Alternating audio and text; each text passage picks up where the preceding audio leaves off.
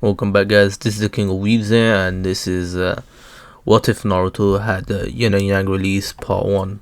This is yet another new fanfiction What If, and don't worry, part 2 to What If Naruto was banished and became the strongest Hokage will come out. That will be the last part because it has not been updated since 2020, which is nearly 3 years ago, April 2020. So like pretty much 3 years ago now.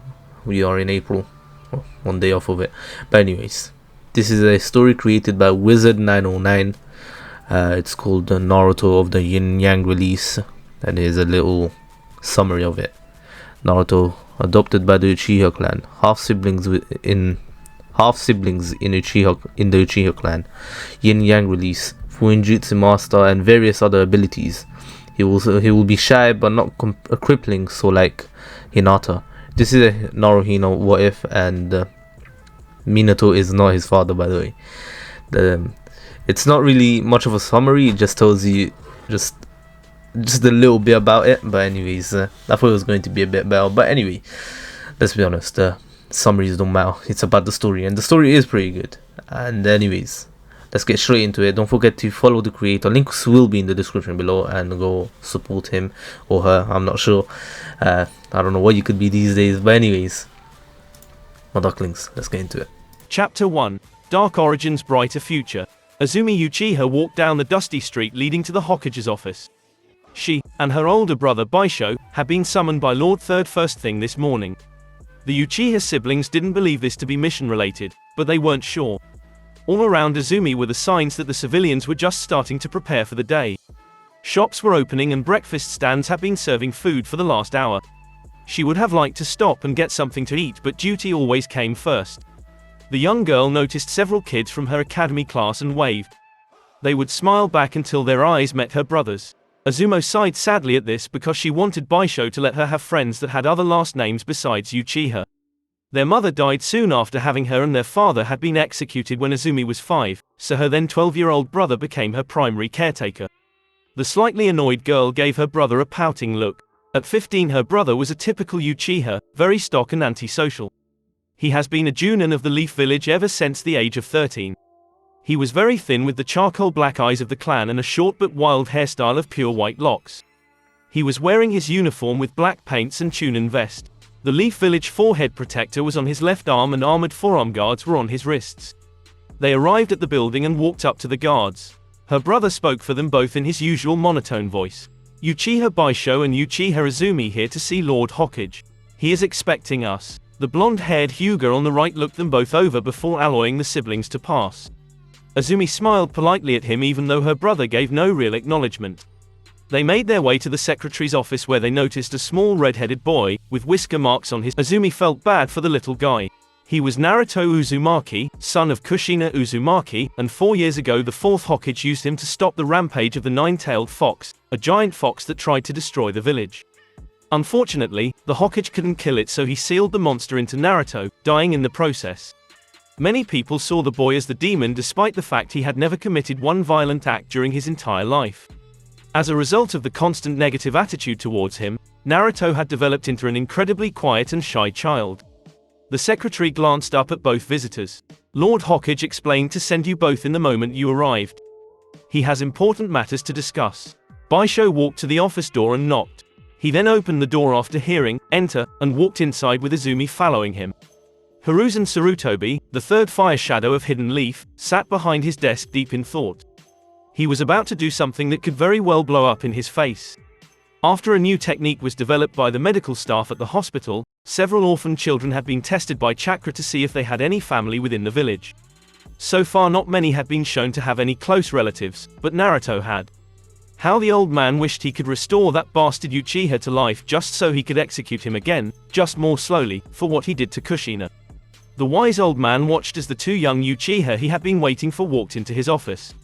One, at least on paper, was a promising Junin and his sister was top kunoichi of her academy class.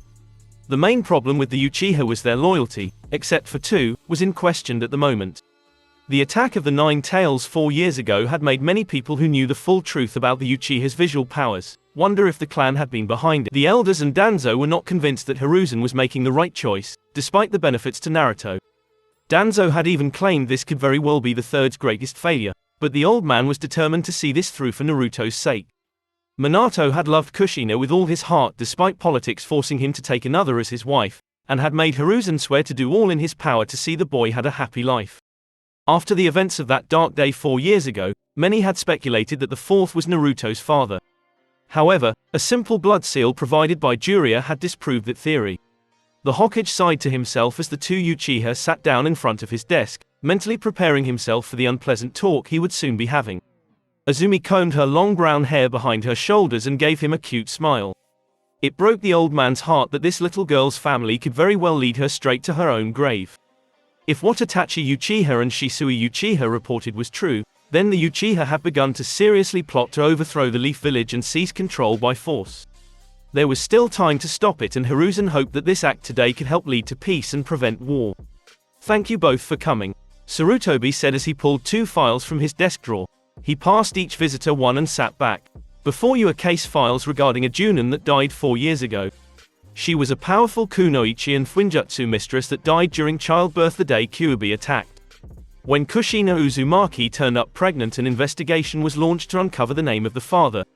She admitted that it was possible that she had drunk too much one night and blacked out. We never uncovered the man, and no one ever stepped forward." Azumi sat confused by the conversation as she wasn't entirely sure where the Hokage was headed. Baisho, however, knew exactly. Taking the unspoken order, both siblings opened their copies in front of them. They read the investigation report from over 4 years ago and the recent conclusion to the case. Baisho knew it was coming but still felt a spark of rage when he read his own father's name in the indicating margin. "No way, Naruto Uzumaki is our little brother. This is, are you sure, sir?" Azumi stated, shocked. Hiruzen Sarutobi studied the girl closely. She was staring at the paper in complete shock, but also wonder and excitement. He was expecting many reactions to this revelation, but not happiness. It did make him feel better about his decision seeing the girl was excited about getting a little brother, but anyone who knew their father's backstory and the reason for his execution would be able to connect the dots. He looked to Baisho for answers and received them in his angry eyes. His sister didn't know the reason for their father's execution. "This is big, this is huge, I mean Naruto is our half-brother. Maybe Dad and Kushina met up one night and one thing led to another. Dad probably didn't want to admit to having an affair with someone so much younger than him." "Azumi," Hiruzen interrupted, "in the back of the report you will find an official medical valuation that Lady Uzumaki was never shown. We decided to keep it from her as it would only have upset Lady Kushina, and she had enough emotional problems with being a single mother. That and she was also a Jinchuriki," Sarutobi thought to himself. Curiously, the young girl flipped to the back of the report while Baisho closed his and set it down on the desk. He didn't need to read what he already knew. Sarutobi watched sadly as the girl's curiosity turned to shock then horror as the truth was made clear to her. There was signs that someone used a memory. "Do you know why your father was executed, Azumi?" Sarutobi asked. "He was found guilty of sexual assault on a Chunin. Kurenai Yuhi came to me and explained how she had been walking home after drinks with friends, when your father Akari Uchiha placed her under a paralysis genjutsu. He then took her back to her place where he preceded the assault. Afterwards, he tried to erase her mind but he was never able to advance his Sharingan to its most powerful state. The best he ever achieved was one Tomoe in each eye. Kurenai is a highly skilled in genjutsu user and was able to fool your father into believing his jutsu worked. So, the village sentenced him to death?" Azumi asked, still in shock. "No, we gave him a choice. He could live his life in prison after his eyes were removed, or he could die with his eyes. He chose to keep his eyes." Sarutobi watched the girl closely, trying to gauge her thoughts. She was saddened by the truth apparently, but was she sadder for her father or his victims? She hid her emotions behind a mask of stone, regaining her composure. "This is horrible, but it is not the main concern. What do we do about Naruto, Lord Hokage?" Hiruzen took another long pull on his pipe, taking note of the 9-year-old's Uchiha game face. "I leave that decision to you and your brother. You can do nothing, simply walk away, and Naruto never needs to know anything. You can also accept him and take your little brother home to live with you as a family. However, if you do this there will be stipulations. Azumi turned to stare impassively at her brother and see how he would answer, but Baisho wasn't fooled by the blank emotionless face at all. His sister wanted to take Naruto home today and would throw. Naruto is heir to the Uzumaki clan and as such shall remain Uzumaki. The Uchiha cannot attempt to gain insight or ownership of Uzumaki-based techniques or abilities through Naruto. I will still act as Naruto's regent until he comes of age and will make decisions for the Uzumaki clan's best interest. Once again Baisho felt irritated. Control over the Uzumaki fortune would have done wonders for the Uchiha and helped him to accept custody of Naruto. Something the Hokage said was also mainly directed at him, as the old fool didn't know Azumi was aware of the 9 tails sealed within Naruto. With Hiruzen in control of all matters pertaining to Naruto's well-being, then the Uchiha clan couldn't train him to control the fox's chakra, not without the Hokage's permission. They couldn't even tell him about it. Realizing there was only one thing to do, especially with his sister sitting right next to him, which was probably why the Hokage invited her to attend in the first place, Baisho said. "We will adopt Naruto, sir." For the first time since the meeting started, Hiruzen Sarutobi smiled. He reached into one of his desk drawers and pulled out 2 sheets of paper. One would give him control over the Uzumaki clan and the other would make Baisho Naruto's legal guardian. After the Junin signed both sheets, the Hokage pressed a button on his desk and spoke to his secretary. "Please send in Naruto." Azumi turned towards the door when she heard it open. Standing in the threshold was the little redhead she saw earlier, nervously tapping his fingers together. Since he wasn't quietly staring at the floor, Azumi could see his chocolate-colored eyes. The young girl wanted to hug him but knew he would probably be scared if she did. Naruto closed the door and made his way to the Hokage's desk, where he stood off to the side away from everyone. Baisho was also studying his little brother. He could tell by the color of his eyes he was definitely an Uzumaki. If an Uchiha had any other eye color besides black, then their chances of awakening the Sharingan were almost non-existent. As far as Baisho was concerned, Naruto would never be a ninja, not with his lack of spine or skill. The third Hokage looked at the small boy kindly. "Naruto, I would like you to meet Baisho and Azumi Uchiha. You and they share the same father, Akari Uchiha. They are your siblings and from today onward you shall live with them." Naruto just looked at the Hokage slack-jawed. The one thing he had always wanted was family, and now his surrogate grandfather just told him he had one. The Jinchuriki looked both siblings over, taking note of his sister's long brown hair and nice smile. He glanced at his brother and saw a face of stone with judgmental eyes. The girl stood up and put her face directly in front of Naruto's, giving him a much bigger smile. "Hi," the redhead gulped. Only Lord Hokage really ever talked to him. Most people either ignored his existence or treated him angrily. Hello. He managed to stutter out. Azumi felt sad by his shyness, so she gave him a hug. The little boy didn't know what to do, so he awkwardly hugged her back. When they broke apart, she sat back down and placed Naruto in her lap. Sarutobi watched the scene smiling. No matter what, this had been the right decision. Baisho said nothing, nor did he make any motion to hold his brother. "If that is all, Lord Hokage, I will take my siblings and go. I need to inform the clan about this development, and I'm sure they're both hungry," Baisho said in his monotone manner. At Sarutobi's nod, all 3 siblings left, Naruto holding Azumi's hand and waving goodbye at his grandfather. The Hokage was reaching for his pipe when he heard from outside. "Well, that was unexpected. Jiraiya, why are you skulking outside my window on a private conversation?" Sarutobi asked, lighting up his pipe once again. He looked up to see the legendary Toad Sage step into the room. His old student was dressed in his standard garb, with his white hair was long as always. He passed Sarutobi a little orange book as he picked up one of the case files that were left on the desk. The third quickly hid the book in a secret drawer, blushing slightly. "I came to..." Sarutobi could only agree with Jiraiya, as the man made a good point. Though in honesty, Naruto getting his hands on a bunch of Fuinjutsu scrolls wasn't really a bad thing. Also, Naruto will have to go through the Clan Restoration Act, so having an Uchiha wife wouldn't really give the Uchiha any real control over future generations of Uzumaki. If they tried playing matchmaker, it would be wasted effort. Only time would truly tell if Sarutobi has made the right choice today. Outside on the street, Baisho was saying his goodbyes to his younger siblings. "I need to go and inform the clan on what's happened." He then handed Azumi his wallet. "Take Naruto and get something to eat, but try not to be too long. I'm going to request a larger apartment since there's 3 of us and we may have to move today." "Okay, big brother, we'll be home soon," Azumi said, smiling. She looked down at Naruto when Baisho used the Shunshin Jutsu to leave. She was greeted by the funny face Naruto was making at the sight of seeing the technique for the first time. She laughed a little, which gained his attention, and asked, So, what do you want to eat, Naru-chan? The boy blushed a little at his sister's teasing and said in a quiet voice. Can we get ramen? Ramen? Azumi asked, disappointed. She wasn't a very big fan of salty noodles. However, this would be the first meal she shared with her little brother, and she had asked him what he wanted. She also didn't want to disappoint the shy little cutie. Fine, ramen it is. Do you want to go somewhere specific? Naruto nodded his head happily and grabbed Azumi's hand. He then began pulling her towards the greatest place on earth, in his mind anyway, Ichiraku ramen. Azumi smiled at seeing her brother come out of his shell a little. Her smile faded though as they made their way down the street. Everywhere she looked, Azumi saw angry faces and cold eyes staring at Naruto. The boy knew of their presence as well. He stopped pulling his sister and instead walked quietly by her leg, looking down at the ground. He was still guiding her in a more subdued manner. The older girl got tired of this and began to glare back at the civilians, but it wasn't so effective coming from a 9-year-old Uchiha that had yet to awaken their Sharingan. Not much longer the brother and sister arrived at the ramen stand. An older man was busy helping other customers, so a girl around Azumi's age walked up to them. She smiled at the redhead. Hi Naruto-kun, who's your new friend? Azumi was happy to see someone being nice to her little brother. She also noticed the ramen girl studying her closely to determine what she was doing with Naruto.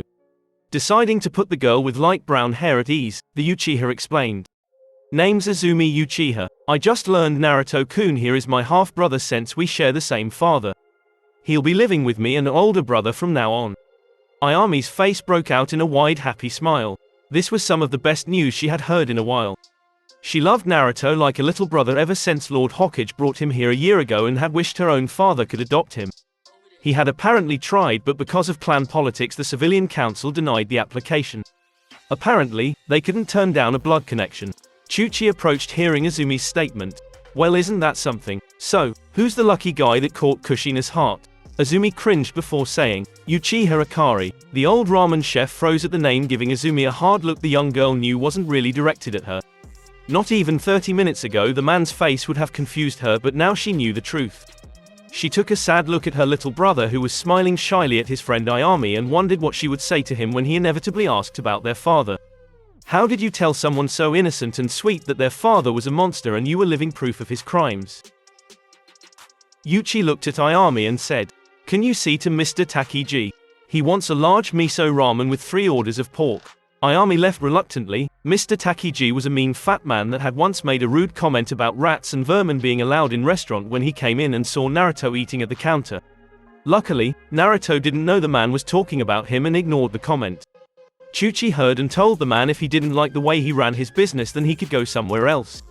The fat man sat down as he liked ramen as much as Naruto himself and nothing more had been said, but Ayami still remembered that day and had not forgiven the bastard. She fixed his ramen with the older pork and noodles from the night before and added a large helping of spit when no one was looking. She walked up to fat civilian and said, smiling, Here you go Mr. Takiji, enjoy. Meanwhile, Chuchi had brought Azumi and Naruto a shrimp and miso ramen. He was distracting the little Uzumaki from inquiring about his father by telling him a funny story about a 9-year-old Kushina eating herself sick the first time she visited the stand. Apparently, she challenged one of the Akamichi clan to an eating contest. She managed to win, but when she jumped up to crow about her victory, she made herself sick and threw up. The Hokage made her spend the night at the hospital for observation and to take some horrible tasting medicine to fix her stomach. Naruto was smiling and laughing quietly while Azumi was silently thanking the older man for the distraction. Ayami returned when all the customers were taken care of to talk more with Azumi. Her father had approached her in the back and explained not to ask questions about Uchiha Akari and that he would explain why later. After all, it was only a matter of time before the whole village found out. While Azumi was talking with Ayami, Naruto ordered a beef ramen and a pork ramen. When Azumi finished talking with Ayami, she turned to check on her little brother and froze. She had never seen a stack of bowls that high before. She had figured on this being a relatively inexpensive meal since ramen didn't cost much. She also didn't figure a small boy could eat that much, but Naruto had actually eaten more already than the 2 Akamichi students in her class, and he was reaching for the menu again. Baisho was going to kill her.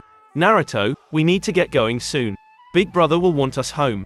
Ha ha, Azumi said while scratching the back of her head and laughing nervously. Naruto looked at the menu disappointedly. He sighed sadly and reached for his wallet that the Hokage gave him. Azumi reached out and placed a hand on his shoulder, stopping him.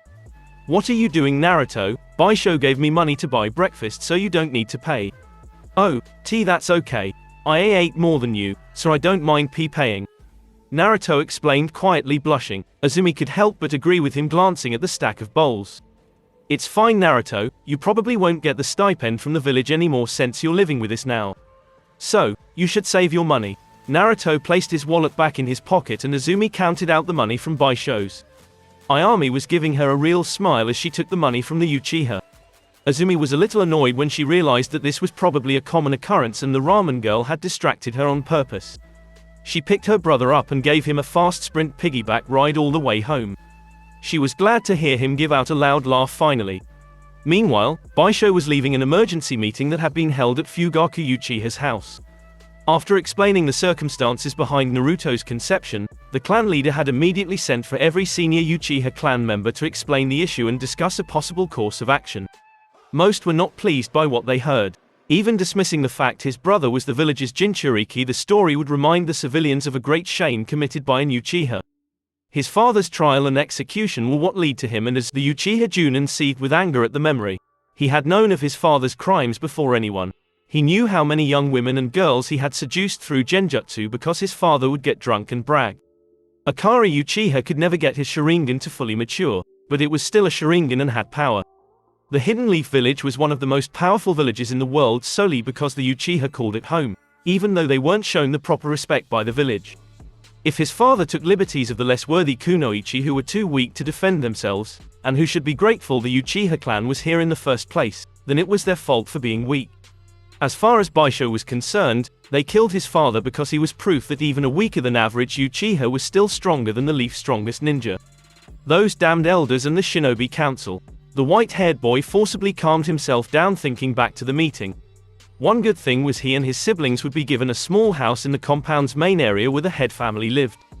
They would also be given a much larger allowance by the clan than what one would expect for a family of 3, Lady Mikoto had insisted upon it. When those present argued how unfair the stipend would be too high for a family of 3, Fugaku's wife had laughed. She then explained, "Baisho isn't feeding a family of 3 Uchiha, he is feeding 2 Uchiha and 1 Uzumaki." Though Baisho didn't fully get the explanation, it had made every older man and women present shut up about the stipend. This made the boy fear for his wallet that he had left with his sister. Fugaku had then inquired about any stipulations the Hokage may have made upon Naruto's adoption. This caused some sour faces after Baisho had explained the old man would have greater control over the redhead than the Uchiha would. The fact they couldn't train Naruto to use the fox's chakra to better help the clan's interests had made several sore. They also talked about an eye transplant, but this was also shot down as the Hokage would never agree to it. Once again, Lady Mikoto came to the rescue and said they should send a formal request to Sarutobi in having Naruto trained by Uchiha Ajo, the clan's current Fuinjutsu expert. Lord Fugaku himself had wrote it up and sent it along with a Chunin to be delivered immediately. One brave Junin had voiced the most troubling question. What do we do about public relations regarding the scandal this will cause? It won't take many to connect the dots after hearing Akari is Naruto's father. The mood within the room had grown truly dark then as the clan was reminded of its public shame. Fugaku spoke up harshly, "We will not draw attention to what is obvious. When inquiries come we will tell the truth as lying is pointless." Baisho and Azumi will refrain from making any statement to fellow Leaf citizens and shinobi, they are to simply say it is private. If any damage control is needed, Mikoto and I will handle it. Baisho remembered the look on Mikoto's face at the question. The look of pure rage on her pretty face had confused him for a second, until he remembered overhearing once that she and Kushina had been close friends. It was even possible that their friendship had led to the assault, since it is possible the Uzumaki had first caught his father's eyes when she had visited Mikoto. They could have even been drinking the night it happened. Baisho didn't care one way or another, Naruto was proof his mother had been weak and nothing more. Coming up on his apartment front door, he saw both Itachi and Shisui waiting for him. "Can I help you?" he asked, studying both visitors. Itachi looked up at the older boy and said, "My mother asked us to help you move." Shisui gave no response. Baisho led both boys inside, looking around for his younger siblings. Neither were present at the moment. He turned to his guests. "Azumi took Naruto to get something to eat. We'll wait for them if neither of you." "How do you plan on teaching Naruto?" Shisui asked, in hopes of gaining insight he could later give Lord Hokage. Hiruzen had been reluctant to kill of the more powerful Uchiha with suicide missions despite Danzo, the elders, and both loyal Uchiha saying to do so. Danzo and the elders wanted the powerful threats removed, while Itachi and Shisui hoped the clan would call the rebellion off if they lost enough fighters. I'm not sure if there is anything I can really teach him. Judging by his eye color, he will never awaken the Sharingan. I'll probably just let Izumi teach him until he goes to the academy. He may one day be a competent genin. The stupid fool commented offhandedly. Shisui watched Itachi's eyes narrow at Baisho's words, no doubt thinking of his own little brother Sasuke. Fugaku often favored Itachi over Sasuke, which left the younger brother attention-starved. As a result, Sasuke would often chase after his older brother because their father was rather unapproachable. Shisui knew just how much Itachi loved his younger brother, and to see Baisho talking bad about Naruto was hitting a nerve in the young protege. One of both Itachi and Shisui's worries was that the third Hokage would want to spare Baisho for Naruto's sake. If anything, the radical Uchiha's reaction regarding his little brother suggested getting him out of the picture would help Naruto's emotional development. The Genjutsu master wouldn't underestimate the older Uchiha, though. Baisho was highly skilled in elemental ninjutsu and was said to have one of the more powerful Sharingan eyes present in the clan. A discrepancy in a mission report that involved the death of a fellow leaf ninja, one Baisho had been good friends with, made Shisui question just how powerful those eyes really were. Glancing at Itachi, Shisui was actually worried the 9-year-old boy would attack the 15-year-old, when Izumi and Naruto walked in through the front door. The little boy realized there were strangers present and hid behind his sister's leg. Izumi wasn't fazed, unlike her obviously annoyed older brother, and grabbed Naruto under his armpits, holding him up like a cat. This little cutie is my little brother Naruto. Naruto, this is Itachi-kun and Shisui. They're both Uchiha and friends of mine. The obviously uncomfortable boy tapped his hands in front of himself protectively. Hello. Itachi smiled politely, trying to be nice. Hello Naruto, we've come to help your older siblings move. Naruto looked down shyly as his sister sat him down. She then turned to ask Baisho. We're moving already? Yes. The clan didn't have any large enough apartments close, so they are relocating us to a small house in the middle of the compound. We won't be far from the main family home actually. Shisui stood up and produced several scrolls from a pouch on his belt. He passed them out to the everyone except Naruto and explained, we can seal everything into these storage scrolls to make packing easier. Izumi grabbed one and walked to her room with Naruto following close behind her. The little boy stood in the threshold curiously looking around. For the most part the room was very empty, only a few plants by the window on the right side and a futon for sleeping. His sister walked to the closet on the left and began talking her clothes and neatly folding them on her futon. She looked to the small boy smiling and said, Come here Naruto-kun, I'll show you how to use the storage scroll. Naruto smiled at the sight. Izumi placed the scroll in her side pocket of her black pants and then placed Naruto on her hip and walked out of her old room. The little Uzumaki snuggled sleepily into the 9-year-old's side, feeling happy and safe for the first time in his almost 5 years. Neither sibling knew that a dark cloud would soon fall over the Uchiha in only 1 month's time. How Naruto would be forced to rise to the occasion to save another child, and how it would change him forever. Chapter 2. Priorities. Izumi's house. Izumi Uchiha sat at her kitchen table, a cup of tea cooling in front of her. Looking around the empty room she and her brothers had shared meals for the last month filled her with great sadness. She hated the silence that filled the house as there was nothing to distract her from worrying. She hated the fact the Uchiha clan had been forced to move to the outskirts of the village after the Kyuubi attack because it meant she lived so far away from the hospital. She hated the fact her little brother was there right now fighting for his life and, by order of the Hokage, no Uchiha was allowed anywhere near him. However, the thing she truly hated most and wanted to destroy made her the saddest, the one who placed Naruto in danger by offering him up as a sacrificial lamb, her older brother Baisho. Hanging on the wall opposite of the young Kunoichi were 3 pictures in honor of their parents. 2 on the left were of her mom and dad encircled by a silver flowery wreath. On the right by itself was a picture of Kushina Uzumaki placed in the middle of the Uzumaki clan symbol, which was painted on the wall in green. This had been done by Izumi herself because she wanted to make Naruto feel as welcome as possible. No one had yet to tell him the circumstances of his birth. Izumi simply told him she never knew his mom and their dad knew each other. That was why no one ever suspected they could be related. Things had been going so well, and then the assassination attempt on Itachi.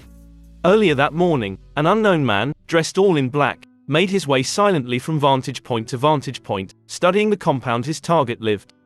His orders from his leader had been clear: eliminate Uchiha Itachi at all costs.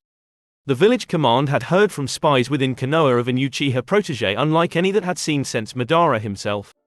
No one in command back home wanted to see this 9-year-old boy, already a genin, make it to adulthood. The ninja was calm as he watched the comings and goings of those within the compound. It helped him quite a lot the Uchiha lived on the outskirts of the village so far away from Anbu patrol routes. So far, he hadn't had any close calls, but now came the hard part. He had to slip in unnoticed, kill his already skilled target, and leave without anyone knowing he had been there. If Court was dead, there was no way his village could take responsibility for this action without starting a war. The man saw an opening to finally get inside. A civilian man wearing the Uchiha crest on his shirt came walking by under the tree he sat quietly in. The assassin dropped down as silent as wind and knocked the slightly overweight man out with a chop to the neck. He dragged him off the road and into the trees, where he began his special jutsu for infiltration. Using a basic genjutsu, in which the irony was not lost on him, he learned the man's name and a few other key facts. All anyone saw was Jin Uchiha walking home after a long day of work. The assassin had a basic grasp of where his target would be and how to kill him. The plan was simple: if cold and cowardly, he would use a poison that was spread on touch that attacked the heart. All he needed to do was find Uchiha Sasuke and let him carry the deadly payload to his older brother. The poison in question was a recent invention that his village had developed only 2 months ago. The reason it was being used was because no one had seen it before, and it couldn't be traced back to his homeland. There was a common antidote to the poison, but by the time the leaf administered it, Itachi's heart would be so ate up there would be no way to save him. Another good thing about the poison was it worked faster on someone who had more chakra. Itachi would die before anyone even knew Sasuke was sick. Walking down the main road, Jin Uchiha greeted everyone he met with a smile and wave. Passing a small flower shop, an old lady offered him a free rose for his lovely daughter, but he kindly refused and walked on looking for Fugaku's youngest son. It wasn't long before he spotted his target. He looked for the largest house on the street as that would be the home of Wicked Eye Fugaku. Walking around the home, as if heading down a side street, he saw a young boy with dark hair kicking and punching a training log. The little guy was giving it all he was worth, which was apparently a lot, and made the assassin think taking out the younger brother was just as important as killing the older brother. The assassin quickly hid in some shrubs to await his chance to infect Sasuke. There weren't many people around since most were at school, work, or missions. There was still the elderly and the stay-at-home parents to watch out for. Sensing there was no one around, he made his move. Using a basic Shunshin jutsu, the assassin moved to grab the back of the kid's neck. His hand grabbed the boy just as a much slender hand grabbed his wrist.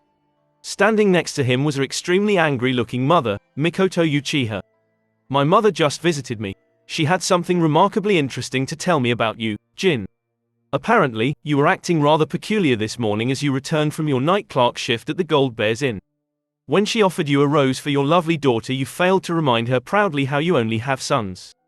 Damn, was the only thought to cross the assassin's mind as he broke the woman's hold on his wrist. He tried to horizontally kick Mikoto in the side of the head, but the Uchiha matriarch countered by grabbing the offered right leg and kicking out Jin's left knee. Shit, good thing this isn't my real body, the assassin thought as he cancelled his infiltration jutsu. Living flesh concealment jutsu release. Little Sasuke watched horrified as the fight began. When he felt someone grab his neck, he turned to see his mom holding the wrist of a fellow Uchiha. He then watched his clansman attack his mom only to get his leg broke. The little boy thought the fight was over, but the unknown Uchiha released some technique he never heard of and vomited a whole other person from his mouth. The new man, all dressed in black, ran away with his mom right behind him. The little Uchiha watched his mommy throw a butcher's knife at the attacker. Mikoto disappear around the house still chasing the assailant. Sasuke looked down to check on the fallen Uchiha and saw that he was very still and pale. His eyes were wide open, but he didn't appear to see anything. Sasuke fell to his but when he realized the man was dead.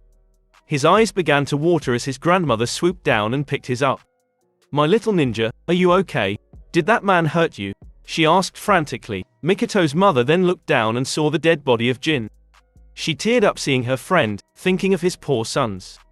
It was then the elderly lady felt a powerful pain in her heart. She fell over backwards, dead before hitting the ground, still holding her grandson in her arms.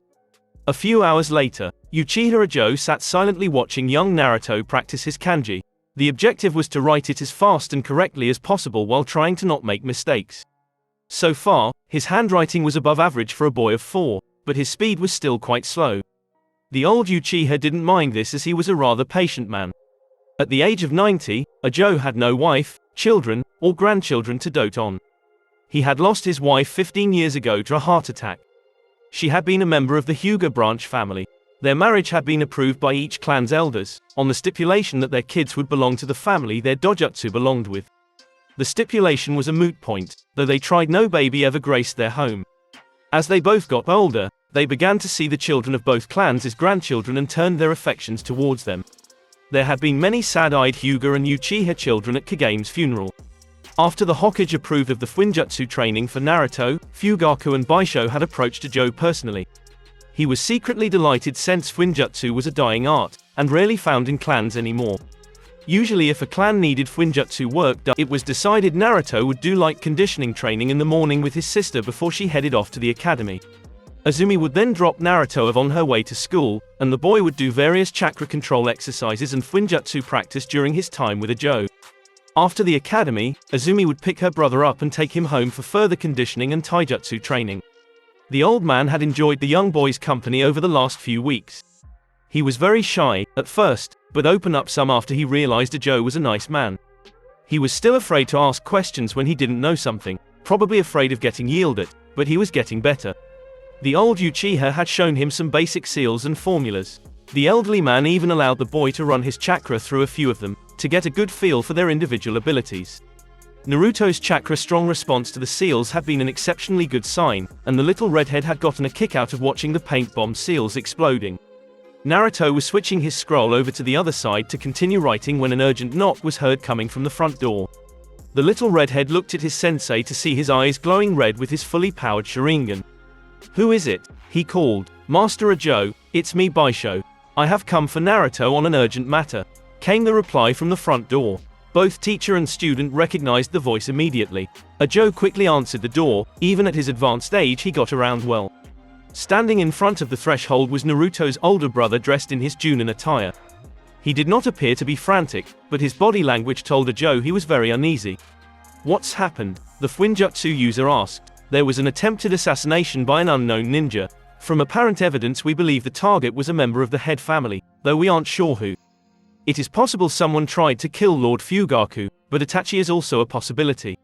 An emergency meeting has been called at Naka Shrine. You said you were here for Naruto, for what reason?"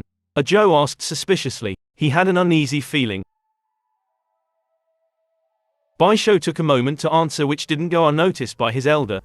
"I am taking him to the hospital. Sasuke was used by the enemy in hopes of carrying a fatal poison to the rest of his family. I'm not sure of the specifics, but the Uchiha med ninjas say Naruto's blood can cure the poison because of special properties." Special properties? Probably the 9 tails or the fact he is an Uzumaki. Joe theorized before saying, "Very well, I'll head for the shrine." Baisho picked Naruto up piggyback style and shunshined away. Joe watched them leave, tracking the elder brother effortlessly with his Sharingan, having an uneasy feeling.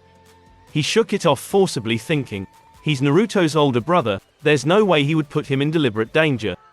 He would later come to regret letting Baisho take Naruto away.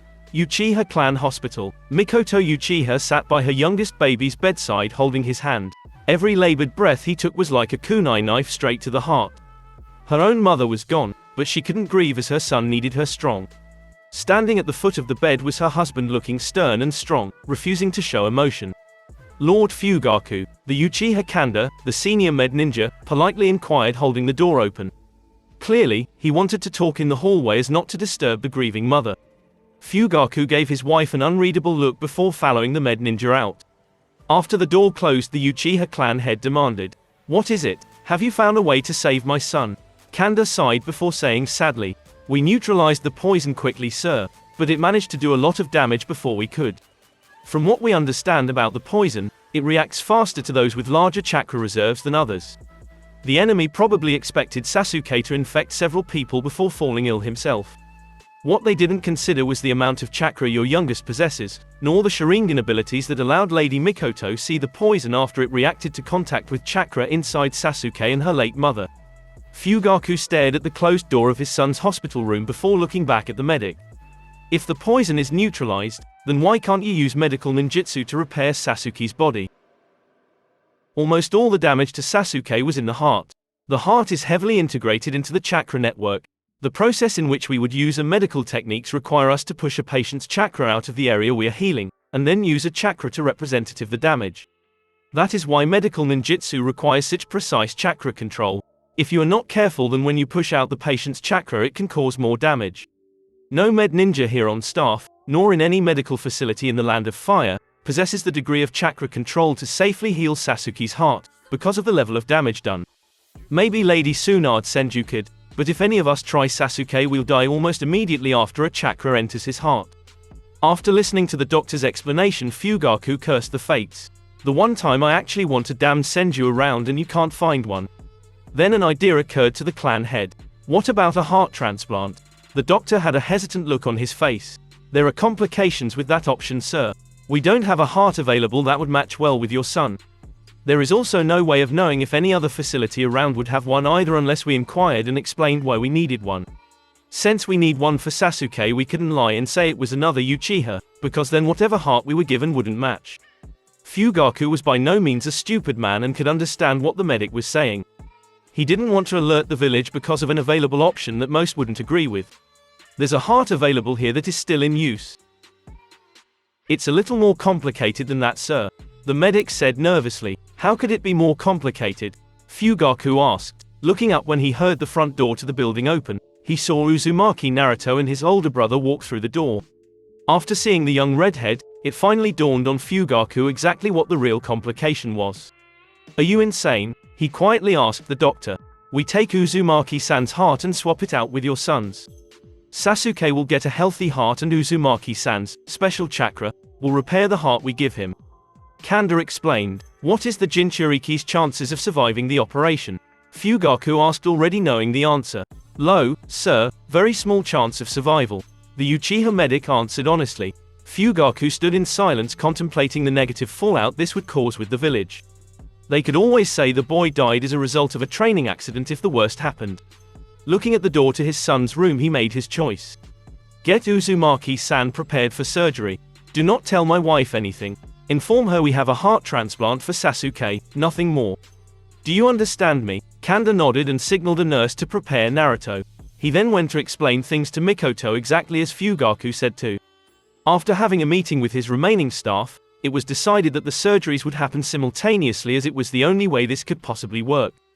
Naruto sat in a large room on a hospital table in nothing but his shorts. His older brother was leaning against the far wall with his eyes closed. A slightly plump nurse had shown him to the room and instructed both to wait for the doctor. Kanda walked in looking at a clipboard. He saw Baisho leaning on the wall. Is everything ready? The white-haired boy nodded his head.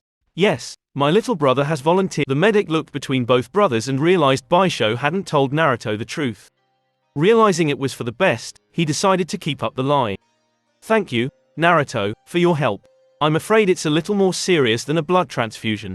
Sasuke will require a bone marrow transfusion instead. Naruto was a little confused and asked meekly, what's BB bone marrow? The medic explained, it is the substance inside our bones that make blood. If we give some of yours to Sasuke, it will make him better. However, this is a painful procedure, so we're going to put you to sleep for it. Naruto looked to Baisho for guidance. His brother gave him a reassuring smile and said, Don't worry Naruto, I'll be here the whole time. Ellipsis. Azumi knocked on the door of Joe's house. She waited a few seconds but received no response, so she knocked again. After a moment she opened the door and walked in calling for Naruto. She found a note on a small table, just inside the door, addressed to her. Picking it up she read, Azumi, there was an assassination attempt today and Sasuke Uchiha was injured. Both your brothers have gone to the Uchiha clan hospital as Naruto's blood could prove useful in saving Sasuke. I was called to an emergency meeting at Naka Shrine. After reading the quickly written note, Azumi tore off towards the Uchiha hospital. It made sense in a way to use Naruto's blood. His Jinchuriki healing abilities combined with his Uzumaki healing abilities could be passed, temporarily, by blood transfer, or so she heard. Still, Azumi had an uneasy feeling in her gut. Bursting into the Uchiha hospital, the first person she saw was her older brother. How are Naruto and Sasuke? Did the blood transfusion help? Baisho looked at his baby sister and said, Naruto and Sasuke-sama are both in recovery. Sasuke is in room 1 and Naruto is in room 2. Without waiting for any further explanation, Azumi quickly made her way to room 2, wondering why Naruto needed a bed. Upon entering, she saw her baby brother's chest wrapped in bandages. He looked extremely pale and weak. She was shocked to see Naruto in such a state. Turning to look at Baisho, who followed her in, Azumi asked, "What's going on?" "I was informed that this was a blood transfusion." Baisho's face was a mask of hard chiseled stone as he explained. "Sasuke-sama's heart was heavily damaged by an enemy poison. To save him, we exchanged Naruto's heart for his. Sasuke-sama is doing very well and should recover quickly, and as suspected, Naruto's abilities are repairing the heart he now has." It took a moment of stunned disbelief for Azumi to process everything her beloved older brother had just told her. Looking back down at the very pale and shaking child, she asked, "Did Naruto agree to do this? Did he fully understand everything that was going on?" Without remorse, the older boy told the truth. "No, he thought it was going to be a bone marrow transplant." "You bastard!" the shocked girl screamed. Baisho gave his sister a stern look. "You need to understand something, Azumi. Naruto is not an Uchiha, and if his death means Sasuke-sama lives, then so be it. The only true accomplishment he will ever truly have is saving Sasuke-san, and you know I'm right, you're just too stubborn to admit it. Right now, there are those jealous of the Uchiha's power and control of the village, and they do everything in their power to subjugate us. They are trying to choke us out with unfair prejudice and lies. The truth is, everyone fears this village because we call it home. Our strength is greater than every other clan's combined. If they fall in battle so we can continue on, then the village is stronger for it." Azumi couldn't believe the words she was hearing. She couldn't believe her kind older brother really thought this way. "Where is the doctor? Someone should be here with Naruto." Baisho shrugged his shoulders. Most were too exhausted after the dual surgeries and needed rest. The one still standing attending to Sasuke-sama. Though Baisho didn't say anything, the truth was still in his manner of uncaring. No one believed Naruto would survive and had placed him off to the side to die quietly. If he died, then they would make it look like an accident. "I need air," Azumi said, running out of the room. Upon exiting the hospital, the young Uchiha vomited all over the grass. She stood, hyperventilating, and came to a decision. Azumi ran as fast as she could for Hokage's tower. Azumi's house. Azumi poured her cold tea down the sink. Frustrated tears fell down her cheeks as she remembered her older brother's words. If he truly placed the Uchiha on such a high pedestal, then what did that mean regarding their father's victims? Did he believe their father should have been pardoned because he was an Uchiha, or that Kurenai Yuhi should have just accepted what happened and moved on? The truth was, she no longer knew what her brother was thinking anymore. Azumi threw her glass against the wall, shattering it with a yell of frustration.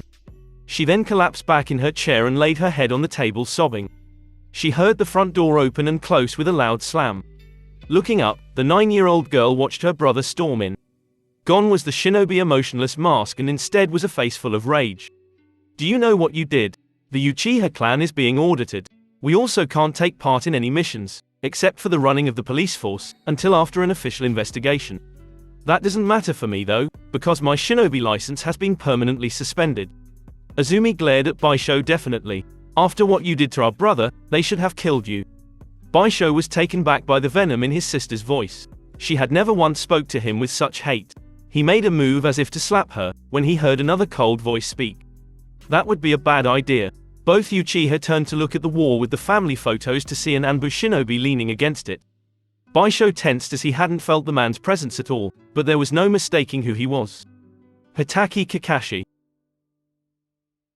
The spiky-haired ninja pulled off his dog-themed mask to reveal not much more of his face. The only area you could see was around his right eye, since his ninja headband covered his left eye, and a half mask covered his nose and mouth. His hair was as white as Baisho's. "Lord Hokage sent me to inform both of you that Naruto is no longer in danger of dying. His body repaired the heart well enough for the medical staff to take over. He is still in a coma but should wake in a few days. Azumi may visit him whenever she likes, but no one else will be allowed in his room." Both Uchiha's reactions were different at hearing the news. Baisho couldn't care less, and Azumi started crying again with a smile on her face. "What about the Uchiha clan's audit?" Baisho asked quickly. Kakashi's one visible eye narrowed as a powerful pressure was felt in the air. "Lord Hokage will send Marino Ibiki tomorrow to begin." As Kakashi began to walk towards the front door, he paused and addressed the siblings in a lazy manner, staring over his right shoulder. "One more thing, killing you, Baisho, might upset Naruto. After surviving such an ordeal as he did, telling him you were executed might accidentally unleash the Kyuubi." Kakashi stood there for a few more seconds, letting his words sink in. Seeing the eyes of the older Uchiha narrow, the Anbu knew he got the message. The older ninja left and Baisho turned to address his sister, only to find she was gone too. Azumi was already fast on her way to visit Naruto. Screw visiting hours. Chapter 3, A Wise Man's Warning. Naruto awoke in an area he had never been before. The sky was full of golden clouds that appeared to have twinkling stars set inside them, and the floor was clear, clean water that reflected the sky perfectly. The shy boy had never seen anything so beautiful before. Looking back down at his feet, he finally realized he was standing on the water's surface. He had seen his sister do something similar and wondered if he somehow learned the technique. "No, you are not standing on water. The water is holding you up," came a reply from behind the boy. Naruto quickly turned around to see a man sitting cross-legged in midair, or at least the little Uzumaki thought he was a man.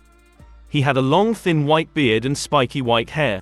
There appeared to be 2 horns on his forehead. The old man was dressed in an all-white robe with 6 red tomoe along the front of the collar. It was when the man opened his eyes and looked at him that Naruto received a shock. The old man's eyes were purple, and appeared to have a ripple pattern that started at the center and disappeared at the edges. "Who are you?" Naruto stuttered in a scared voice. The man gave him a kind smile and said, "I am Otsutsuki Hagoromo, though you may have heard of me by my title, the Sage of 6 Paths." Naruto tapped his fingers in front of himself shyly. The name didn't ring a bell and he didn't want to insult the grown-up. Usually when grown-ups got mad, they would hit him. Naruto noticed the old sage frown. "I will not hurt or yell at you, Uzumaki Naruto. You are only 4, so it is no wonder you never heard of me before. Most people think me to be only a myth anyways. Can why you read my mind?" Naruto asked in wonder. Hagoromo laughed. "No, reading your body language, as well what I already know about you from observations, I can make an educated guess." Naruto wasn't really sure what the old man meant, but he was smiling, so that was a good sign. Naruto didn't know why, but he was becoming less nervous and somehow knew this was a good man. Then something the sage said clicked in the boy's head. "Your observations? You've been watching me." The sage noticed the stutter this time was more from angry than nervousness. "You and others. I died over 1,000 years ago, and from time to time will look in on my descendants." Naruto calmed down hearing they were family. He became nervous once again though and asked scared, If why you're dead then am I dead?" "No." Hagoromo was quick to reassure the small child. "You came close to dying, but you will live." Naruto was confused. "How did I almost die? Did they take too much blood?" A look of anger crossed the face of Hagoromo, but was gone before Naruto could truly register it. "They didn't take your blood. They exchanged your heart with Sasuke's. Your natural healing abilities fixed the damaged heart, but you should never have been." Naruto looked up shocked. How could Baisho do that to him? He began to shake as tears gathered in his eyes. The old man quickly gathered him up in his arms and sat Naruto down in his lap. The redhead broke down and cried into the sage's robes, wondering why his older brother would betray him. Hagoromo didn't mind the wet tears though, he just patted Naruto's back to comfort him. Finally, the child stopped crying and just sat sniffling in the sage's lap.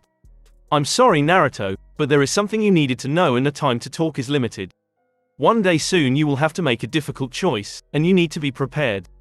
Hagoromo said, staring out into the golden horizon. "What do you mean, sir?" Naruto sniffed, wiping his nose on his sleeve since he didn't have a tissue. The otherworldly being seemed to conjure one from thin air and handed to the child. "The Uchiha are in danger of being completely destroyed. They feel unfairly treated by the village, and they're not entirely wrong in some ways. These ill feelings are causing some to think of possible treason against Konoha. The Hokage is aware of their actions, and is trying to prevent fighting from breaking out, but there are those in power that have found ways to undermine Hiruzen Sarutobi's efforts." The sage explained sadly, "I don't understand, the Uchiha are the police. That's an important role in the village." Naruto said quietly. The Hokage himself explained it to him.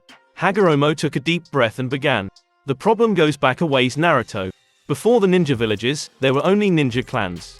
After a period of almost endless war, the Senju and Uchiha formed an alliance to create the first ninja village Konoha. Soon other clans joined the village and the Land of Fire prospered. However, when the time came to select the first Hokage, the Uchiha wanted their leader Madara selected, as that was one thing promised to them for helping create the village. However, the other clans wanted the Senju leader Hashirama chosen. Fearing the village would break apart, both the Uchiha and Senju agreed to Hashirama becoming the first Hokage. However, Madara was not in agreement with this choice and soon left the village. The powerful Madara managed to use Genjutsu to take control of the nine-tailed fox and returned to Konoha to forcibly take the Hokage seat. After an unimaginable battle between Madara and Hashirama, the first Hokage was victorious and the Kyuubi was sealed into his wife Uzumaki Mito. Seeing Naruto was about to interrupt him, the sage said, "Yes, Naruto, she was a member of your clan." After the battle, the other clans became weary of the Uchiha. There was still bad blood between some of the clans because of the Warring Clans period, and the Uchiha had been most vicious in their victories. Though Hashirama tried to help, he was also trying to make peace with the other ninja villages that had sprung up in answer to Konoha. Hashirama died from illness and his brother, Tobirama, became the second Hokage. It was he who made the Uchiha police force. Tobirama didn't trust the Uchiha and lacked his brother's heart. He wanted the Uchiha sequestered and out of the way of village politics. By making him the police, he accomplished this while making it seem he was giving him a true purpose. Over the years, the Leaf Village Council would downplay the Uchiha's accomplishments. They didn't want them gaining popularity with the civilians. The Uchiha were also accused of involvement in the second Kyuubi attack 4 years ago. The last thing anyone, even your current kind-hearted Hokage, wants is for an Uchiha to become the village leader. Though it pains me to admit this, the village council is not wrong in their thinking, just their actions. The Uchiha are too stubborn and proud. They believe the village exists to serve their ambitions. If they were to be given leadership over village, then they would try and take all the power for themselves. Under their rule, the people would ultimately suffer while the Uchiha thrived.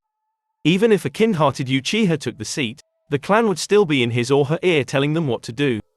With the Uchiha's current attitude, there is no possible way for an Uchiha Hokage at this time. Naruto sat quietly thinking about what Hagoromo told him.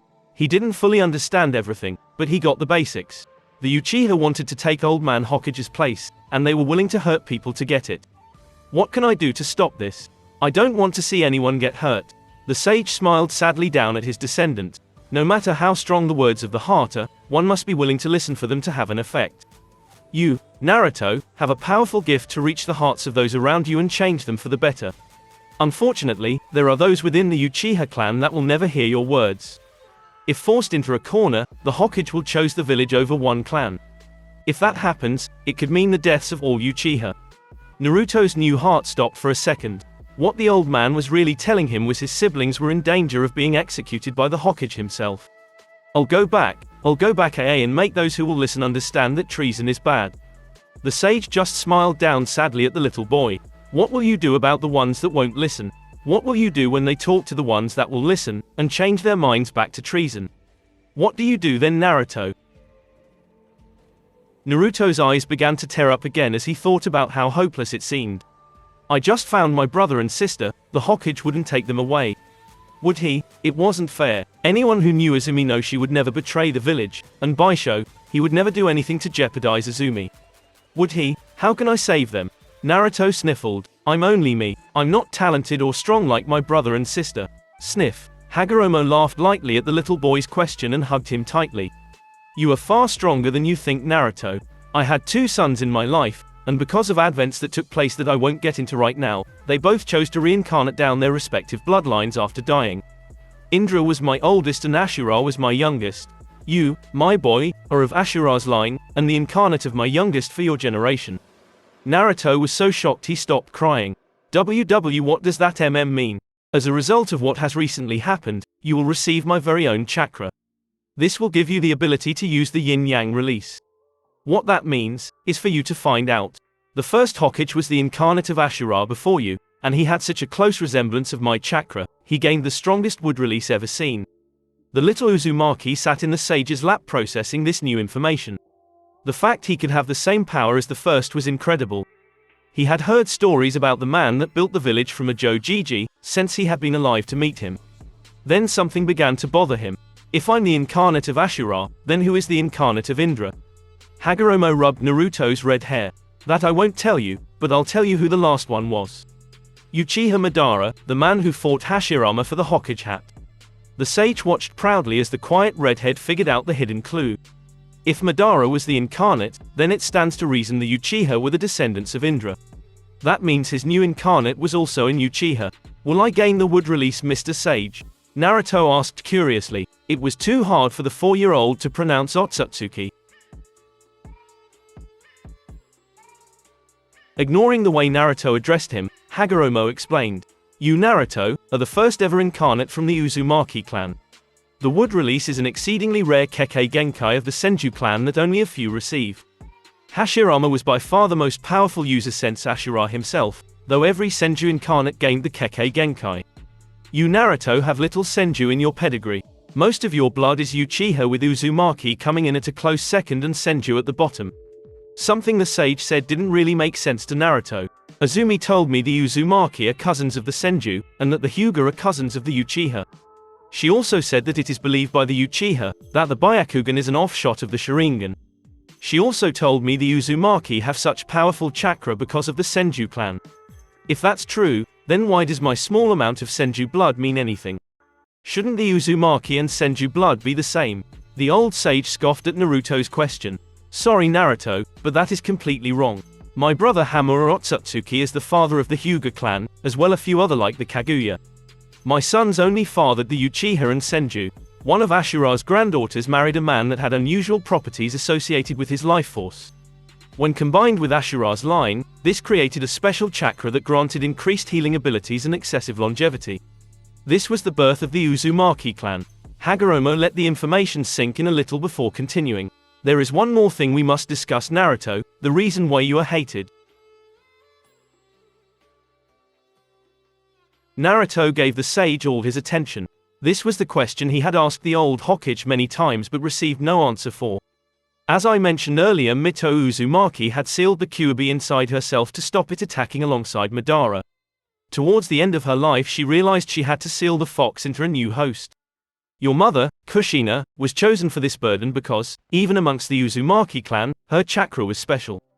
The day you were born, someone, possibly an Uchiha, freed Kyuubi from your mother in her weakened state, and used him to attack the village. The 4th Hokage needed another Uzumaki to seal the fox inside and chose you, since there were no other available candidates.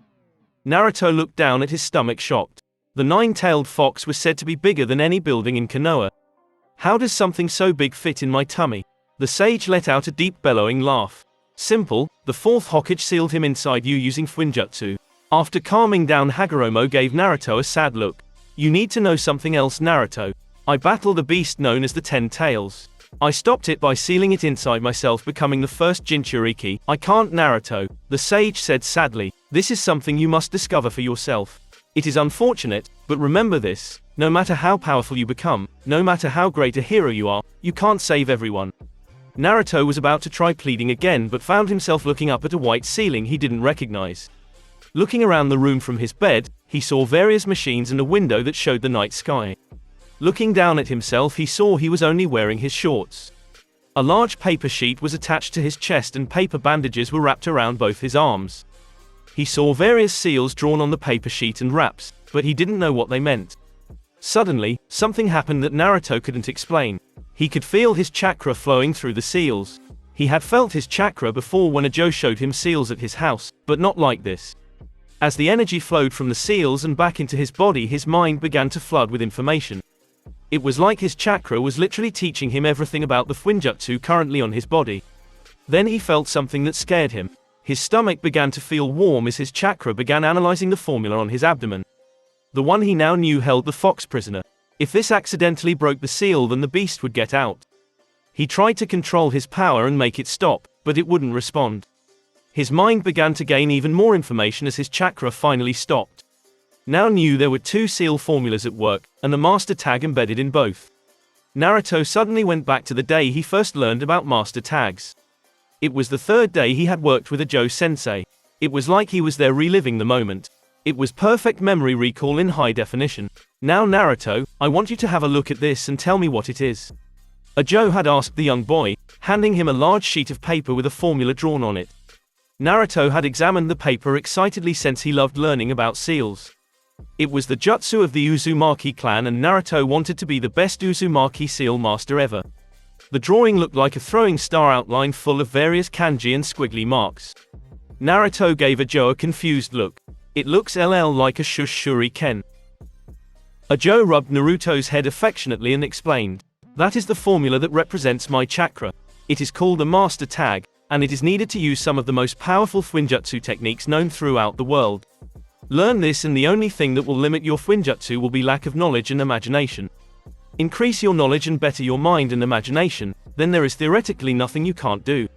The old Uchiha then reached into the pocket of his robes and pulled out a triple-bladed kunai. He handed it handle first to Naruto and said, "What you hold there is one of the kunai that the fourth Hokage used to end the third great ninja war. His teleportation jutsu, the Flying Thunder God, requires a master's tag to connect with the user and allow instantaneous travel." Naruto studied the kanji on the handle intently.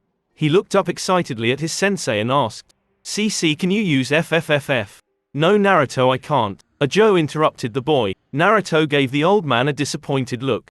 "The technique requires more knowledge than I possess to perform. I only know the basics of it. I'm just using it as an example. Unfortunately, you are years away from possible discovering your master tag, as each one is different from each individual to the next." Naruto snapped back to the present with his mind buzzing. All the information he had gathered today, combined with whatever his chakra was doing, had revealed to him his master tag. He also knew the fourth master tag was a 5-point shuriken, as that was in both of the two formulas on his abdomen. He was in such an excited state of mind about knowing how to perform the Flying Thunder God jutsu, he never felt his chakra once again mold with the prison on his stomach, changing it for the better. It was as Naruto examined the formulas for the fourth's legendary jutsu in his head, he realized that it would be impossible for him to use. He wanted to cry out in frustration at the revelation.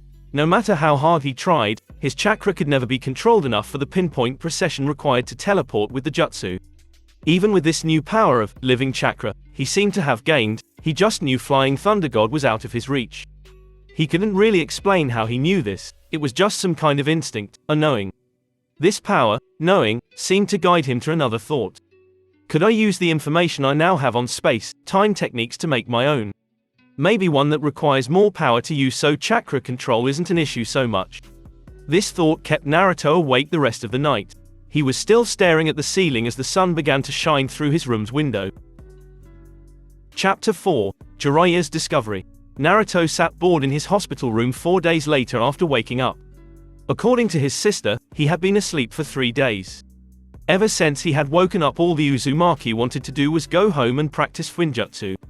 The Hokage, however, wanted him to stay in the hospital until an expert could examine him. The small child had already finished his breakfast of bacon and toast, and now sat arms crossed and pouting with nothing to entertain himself with. Luckily, he knew the expert would be arriving today. At least they had removed the bandages and given him a shirt. A knock came from his door as Izumi walked in carrying several takeout containers full of Ichiraku ramen. Naruto was happy to see his sister and was even happier to see the ramen, not that he loved ramen more than Izumi, but he was hungry. Naruto was a little disappointed though when she closed the door behind herself, meaning she was once again alone. According to the brown-haired Uchiha, Baisho had retired from active shinobi duty and had taken up a position in the Uchiha police force. Apparently, their older brother wanted to be home more with the two of them. He was too busy right now to come and see the little Uzumaki, since he was still getting familiar with the ins and outs of police work. Naruto had also asked about Ajo-sensei, but Izumi just said he was too old to make the trip. Naruto wasn't sure how he should act towards his big brother. No one knew the redhead was aware of the fact his and Sasuke's hearts had been swapped. The story they gave him was he had reacted wrong to the anesthesia. The young Jinchuriki had tried to reason with himself, figuring his big brother knew he wouldn't really be in any danger, but even Naruto wasn't that gullible. The fact was Baisho had valued another Uchiha's life over his own little brother's, and it made Naruto angry. He would really like to see his sensei though. Izumi noticed Naruto looking at the door but said nothing about it. The truth was no other Uchiha besides her was allowed anywhere near Naruto. The Hokage had given Anbu standing orders to execute Baisho on sight if he left the Uchiha compound, since they placed him under house arrest. What Izumi told Naruto about their older brother joining the police was true though. Despite the Hokage revoking Baisho's shinobi license, the Uchiha police force was considered a civilian institution, so it could hire civilians as police officers. Since civilians weren't shinobi, they couldn't advance up the ranks though. It was a political ruling that gave the Hokage some control over the Uchiha police force without taking full control away from the clan. Just another example of the biased treatment of the Shinobi Council. Izumi had been accosted by an old man on the second day of Naruto's hospital stay, right after leaving the building. The man used a cane, held in his left hand while his right arm was stuck in a sling, and the right side of his face and top of his head were covered in bandages. Despite looking to be as old as Lord Third, the man's hair was a dark grey instead of white. Azumi had become instantly on guard as she knew the man to be Shimura Danzo, the head of Root, an elite unit of shinobi like Anbu that weren't directly controlled by the Hokage. Danzo would have no issue murdering an innocent person if it meant his vision of the Leaf Village was secure. He was not a man to cross. Uchiha Azumi, perhaps one of the most worrisome issues we have regarding a Jinchuriki. Danzo had begun, talking in a casual voice that still held a cold threat somehow. Azumi remembered thinking to herself that the voice itself must have taken considerably practice.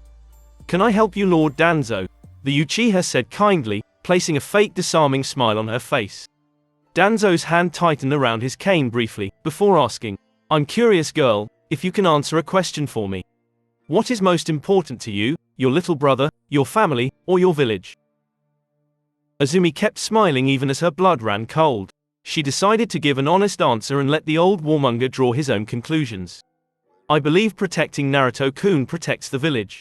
Therefore he will always be my top priority for as long as he needs me to protect him, since that keeps the village safe." Azumi had walked off quickly after speaking, as to not give Danzo a chance to talk again. She didn't show it, but Azumi had been terrified the entire walk back to the Uchiha compound, and only truly relaxed the moment she crossed the gate. The young academy student had gone to bed early that night wondering if Baisho wasn't the only one being kept alive for Naruto's sake. The sweet girl placed the takeout on the end table in Naruto's hospital room, then leaned over and kissed the top of his head. The little boy blushed as red as his Uzumaki hair since he still wasn't used to such affection. Azumi then placed his food tray table in front of him with the ramen on top. She handed him the chopsticks and sat down while her little brother ate. As Naruto polished off his 10th bowl, there came another knock on the door. The Hokage entered, followed by a big man that Naruto didn't recognize. The new guy had long white hair tied back with bangs covering the side of his face. A headband with the kanji for oil covered his forehead and his outfit was mostly a light gray. He wore red getter sandals, a red coat, and forearm guards. Azumi sprung to her feet quickly and bowed nervously. "Lord Hokage, Master Jiraiya, it's an honor, sir. What brings you to see my brother today?" Jiraiya gave his award-winning smile. "Ah, you must be the lovely Azumi, Naruto's big sister that the Hokage mentioned. Sarutobi wants me to examine a little patient to ensure everything is going okay with his chakra." Azumi gave the Sannin a questioning look before it dawned on her what he was really going to look at. If it was really a medical issue, then Lady Tsunade would have been called in. This was to do with the Kyuubi's prison, but they didn't want Naruto to know. "Good morning, Naruto," the Hokage said. "This man next to me is one of the legendary Sannin, Master Jiraiya. I asked him to check your chakra network to make sure everything was functioning correctly." As the Fuinjutsu master made his way to Naruto's bedside, Sarutobi was giving Azumi a searching look. The girl obviously knew who Jiraiya was but didn't ask any question about why he was checking her little brother's chakra network. He had already planned an explanation for the girl in why his student was performing a task that any medical ninja could perform, but apparently it wasn't needed. The only plausible explanation for why though troubled him because it meant someone already told her about Kyuubi. Someone had violated his law and spoke of Naruto's Jinchuriki status to someone that didn't know. Jiraiya stood up and gave his sensei a troubled look. "Hiruzen, can I speak to you in the hallway?" Hiruzen nodded and said, "Azumi, please join us." Uncertain, the young girl stepped out into the hallway. Naruto didn't like the fact they were leaving him alone and just wanted to get out of there already. In the hallway, Jiraiya turned to his former sensei. "What we need to discuss is of a sensitive nature." "She knows." Hiruzen interrupted the Sannin. He fixed a strong glare on Azumi, making the girl shake a little in fear. "Who told you?" Jiraiya felt a little sorry for the girl and intervened. "That's not important at the moment. Minato's master tag has somehow been replaced with some else's that I can't identify. Someone else has control of the prison. The key Minato gave me won't work anymore." "What? Is there any danger of the seal breaking?" Sarutobi asked, shocked, all angry and concern about his law being violated gone. "Is my little brother okay?" Azumi asked as her eyes began to tear up. "Everything is fine at the moment." The Toad Sage quickly reassured them. "Azumi, run home and get Master Ajo. Tell him to report directly to the Hokage." The Uchiha quickly took off to accomplish her task. Sarutobi turned to Jiraiya with a questioning look. "Do you think it was Ajo that stole control?" The Sannin stood quietly for a second thinking. "No, Ajo's a good man. He loves children and would gladly lay down his life for the village." Even if the Uchiha clan ordered him to do this, he wouldn't have. The problem is not many Fuinjutsu users ever discover their master tag, but I'm sure Joe has. If it wasn't him, then I don't have a clue who else it could be. No one here at the hospital could have accomplished this, Hiruzen said to himself while looking around. He turned to Jiraiya and said, "Let's head back to my office to wait for Joe." Both men used Shunshin, leaving quickly. Across town in the Uchiha compound, Azumi was running as fast as she could to Master Joe's house. Several clan members waved to her, but she didn't bother waving back. She finally made it to Joe's small house and pounded on the front door. "Just a second, damn it. I'm coming, just hold on. I don't move as fast as I used to." Azumi heard the old man holler from inside. He finally wrenched the door open angrily. "Yes, what is it?" "Oh, Azumi," he finished smiling, "you need to report to Lord Hokage right away. There is some kind of problem with Kyuubi's prison on Naruto. Lord Third and Master Jiraiya are waiting for you," Azumi explained breathlessly. Joe quickly closed his front door as he walked outside.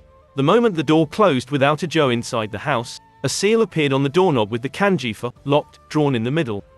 As they were leaving the gates, Azumi tried to explain what the problem was, only for Joe to stop her. "We don't want to cause a panic if we don't need to, dear. These are things we don't discuss where everyone can hear." It took them some time to make it to the Hokage manor. The whole way Joe was complaining about his back, his hips, and the distance from the compound to the manor. Finally, they came upon the front entrance where the Chunin was standing guard. Azumi recognized the blonde Hyuga on guard duty from the day they adopted Naruto. He stepped aside as the two Uchiha approached, since he had already received orders. Hurrying past the secretary without Azumi was staring at the stone-cold face of the village leader. On his right stood an equally cold Jiraiya. The toad hermit pulled a scroll from inside his pocket and laid it flat on the desk while studying Joe's reaction to the drawing. On the paper was a 5-pointed shuriken outline with various kanji and formulas that Azumi didn't recognize. Master Joe gave Jiraiya a pointed look and asked, "Is this the emergency? You found a seal formula with an unknown master tag." "Azumi told me something was wrong with Naruto-kun's seal." Jiraiya relaxed a little at the fact the old Uchiha didn't recognize the false master tag. He wasn't quite finished though. The hermit pulled out another scroll and opened it on the Hokage's desk. On this paper was another outline with various kanji and formulas as well. This one looked like a cat's paw. Sarutobi watched Joe's reaction, along with Jiraiya, and could clearly see the older man becoming frustrated. "Well, someone please tell me what is going on and why you keep showing me master tags." "Master Joe, can you show us your master tag?" the Hokage demanded, presenting a blank scroll. Despite the way he phrased his words, it wasn't a request. The elder Uchiha took the offered scroll and began running through hand signs. He placed his hand in the center of the open paper. Ink-like spider webbing began to cover the surface until the drawing of the shuriken image, complete with kanji that represented Joe's chakra formula, appeared. Both Hokage and Jiraiya relaxed a little bit more. This confirmed in their minds that Joe had nothing to do with the tampering of Naruto's seal. It did bring up a more troubling question though. Who tampered with the seal and for what purpose? Jiraiya shared a look with the Hokage before addressing Joe. "What I'm about to tell you is top secret. The only people that shall know what was discussed will be the four of you. Unless a life or death event occurs, you can tell no one. Not your clan, not Baisho, no one." Joe simply nodded his head at the instructions. It wasn't the first time too secret information was shared with him. At the elder man's nod, Jiraiya continued explaining, "I examined the fourth seal today. Lord Hokage wanted to make sure there was no damage due to the heart swap that almost killed Naruto. Upon examination, I realized that the fourth master tag was replaced by a new tag. The cat paw on the desk is now the controller of the seal. All the force preparations made, in the advent of an emergency in containing the fox, are as of right now completely ineffective. The only measure now is the seal and Naruto himself." The elder Uchiha gave no visible reaction to the news, but on the inside, he was fuming. If they were dealing with an enemy, then Naruto-kun was essentially their living bomb within the village. They could simply destroy the seal at any time from wherever they were, and the village could do nothing to stop it. What about placing a second seal over the first? An odd number seal to offset the even number seal perhaps? The Hokage lit his pipe and said, "That won't work. At best it would slow down the fox's release, but not stop it. Also, an odd number seal would completely destroy Naruto's ability to mold chakra." Azumi nervously spoke up, looking to Jiraiya. "I have a question, sir. How difficult would it be to replace the master tag in Naruto's seal?" Jiraiya thought it over a little before saying, Extremely difficult. You would have to open the formula, apply. Then, from what you're saying, the only person that could have done this was someone who knew the workings of Naruto's seal inside and out. Azumi stated, shocked. Was there really someone out there as good as the fourth in terms of Fuinjutsu? Did the fourth invent the seal used on Naruto? No, Joe stated. It is in fact an old jutsu used by the Uzumaki clan. I believe Namikaze Minato was trained in their arts at Kushina's request. You're correct, Joe. Hiruzen said, deep in thought. I don't see how we'll figure out. Lord Hokage. The secretary interrupted over the intercom. What is it? I said no distractions until after this meeting. The Hokage said, pressing a button on his desk. I know, sir, and I'm sorry, but a doctor and nurse are here to see you regarding Uzumaki Naruto. They say it is important they speak with you, sir. Send them in, the Hokage ordered. The group of 4 watched the door open and 2 people walk in. The nurse had long purple hair and a standard nurse uniform she filled out well. If the situation wasn't so serious, Jiraiya would be all over her. The doctor was an elderly man, perhaps Jiraiya's age, wearing the standard all-white bodysuit and coat that only showed his face. The doctor walked forward and handed several pieces of paper to the Hokage. Sir, Nurse Amachi brought these to my attention earlier today. The Hokage began to look through the stack of papers, which he saw were drawings done by a small child. No, not drawings. These are designs for seals. He passed half the sheets to Jiraiya and the other half to Joe. Nurse, where did you get these? Lord Hokage, I found them in the boys' room. They were on a night table. He's been drawing them ever since he woke up. The horrible woman said. Jiraiya lost any interest he had in the woman. Giving her a hard look, he asked, have you shown these to anyone else? The purple-haired woman pulled at the hard glare. No sir. I kept him to myself and only showed Dr. Seiki this morning. I had a family emergency that kept me busy for the last few days. The nurses were under standing orders that if anything unusual happened, they keep it to themselves and tell me about it first, unless there was immediate danger. The doctor explained. Joe was studying one of the seal designs for a good minute before looking up quickly, Sharingan active. Both doctor and nurse looked his way and got a glassy-eyed look. Are you both sure no one else has seen these? Both answered in a monotone manner. Yes, we are sure. Forget you saw these drawings. You came here only to discuss a discrepancy in the medication Naruto has been receiving, nothing more. You talked it over with the Hokage and realized there was no issue. Leave. At the old Uchiha's words, both nurse and doctor left without another word. The Hokage gave Joe a hard look before saying, you better have a good reason for placing 2 Konoha civilians under a genjutsu. Joe stumbled to a chair to sit down. Azumi hurried to help him, but the proud old man waved her off. I'm sorry for reacting so hastily, Lord Hokage, but I felt it was necessary under the circumstances. Joe then passed the sheet of paper he had been studying to Hiruzen. I have no idea what Naruto-kun is trying to accomplish with this formula, but I do recognize one aspect of it. Jiraiya moved to look over the kanji and formulas. He was completely shocked to see a crude design for a space-time jutsu.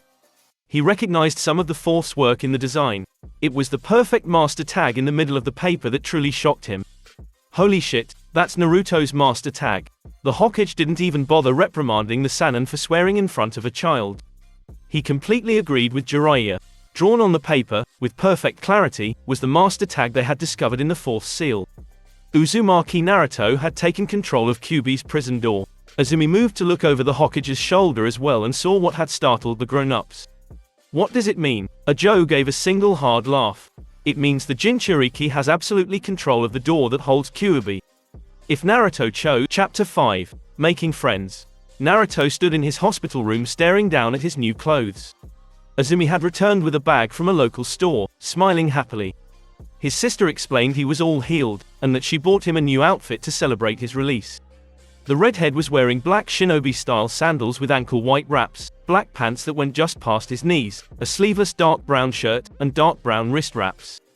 He looked at his sister's outfit and noticed that aside from her purple shirt, which also had a V-cut in the middle of the front and back that reached her knees, their outfits were practically the same. Azumi had dressed him up to be a clone of her, and Naruto was too nice to tell his smiling sister he didn't like it. The giddy girl Glomp hugged the little redhead and squealed, "Oh Naruto-kun, you're so cute." Naruto was blushing bright red as his big sister finally set him back down. She grabbed his hand and said, "Come on, well go get lunch and then head to the park." As Azumi led Naruto to the reception desk to check out, she thought back on the conversation she just had with the Hokage, Jiraiya, and Ajo. After Ajo had explained the dangers of her little brother being in control of the cage door, Azumi had asked Jiraiya if he could change the master tag to his. The old hermit had laughed at her question. When he saw Azumi begin to lose her temper, he asked, "You don't use your head very often, do you, girl? Think for a second, Azumi." Ajo exclaimed, "Naruto has been studying Fuinjutsu for 1 month.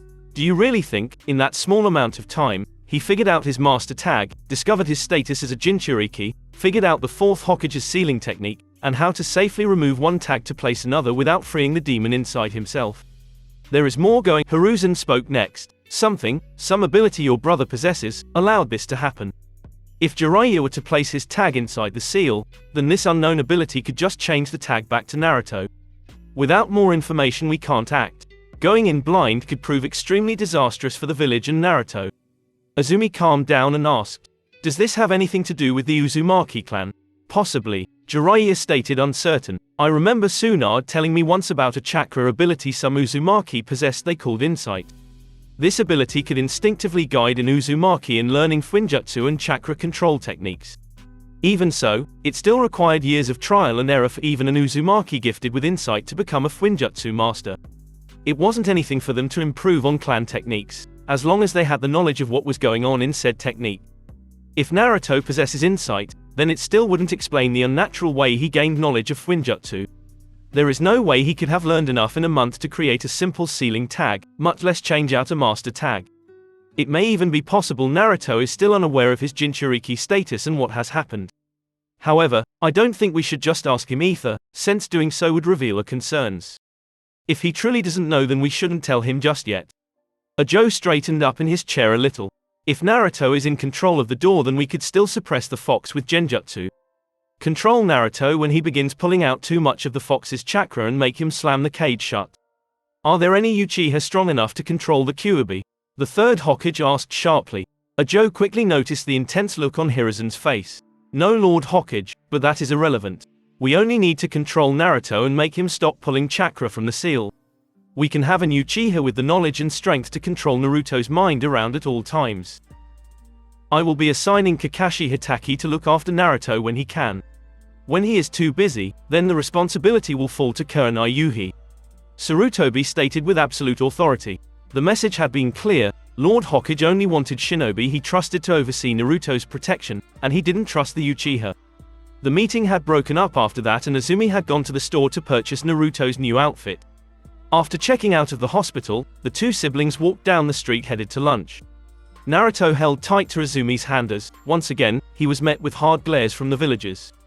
The little boy wasn't paying attention to where they were going until his sister stopped in front of a restaurant he had never been to before. Looking up, he read a sign that said, "Yummy Yummy Sushi."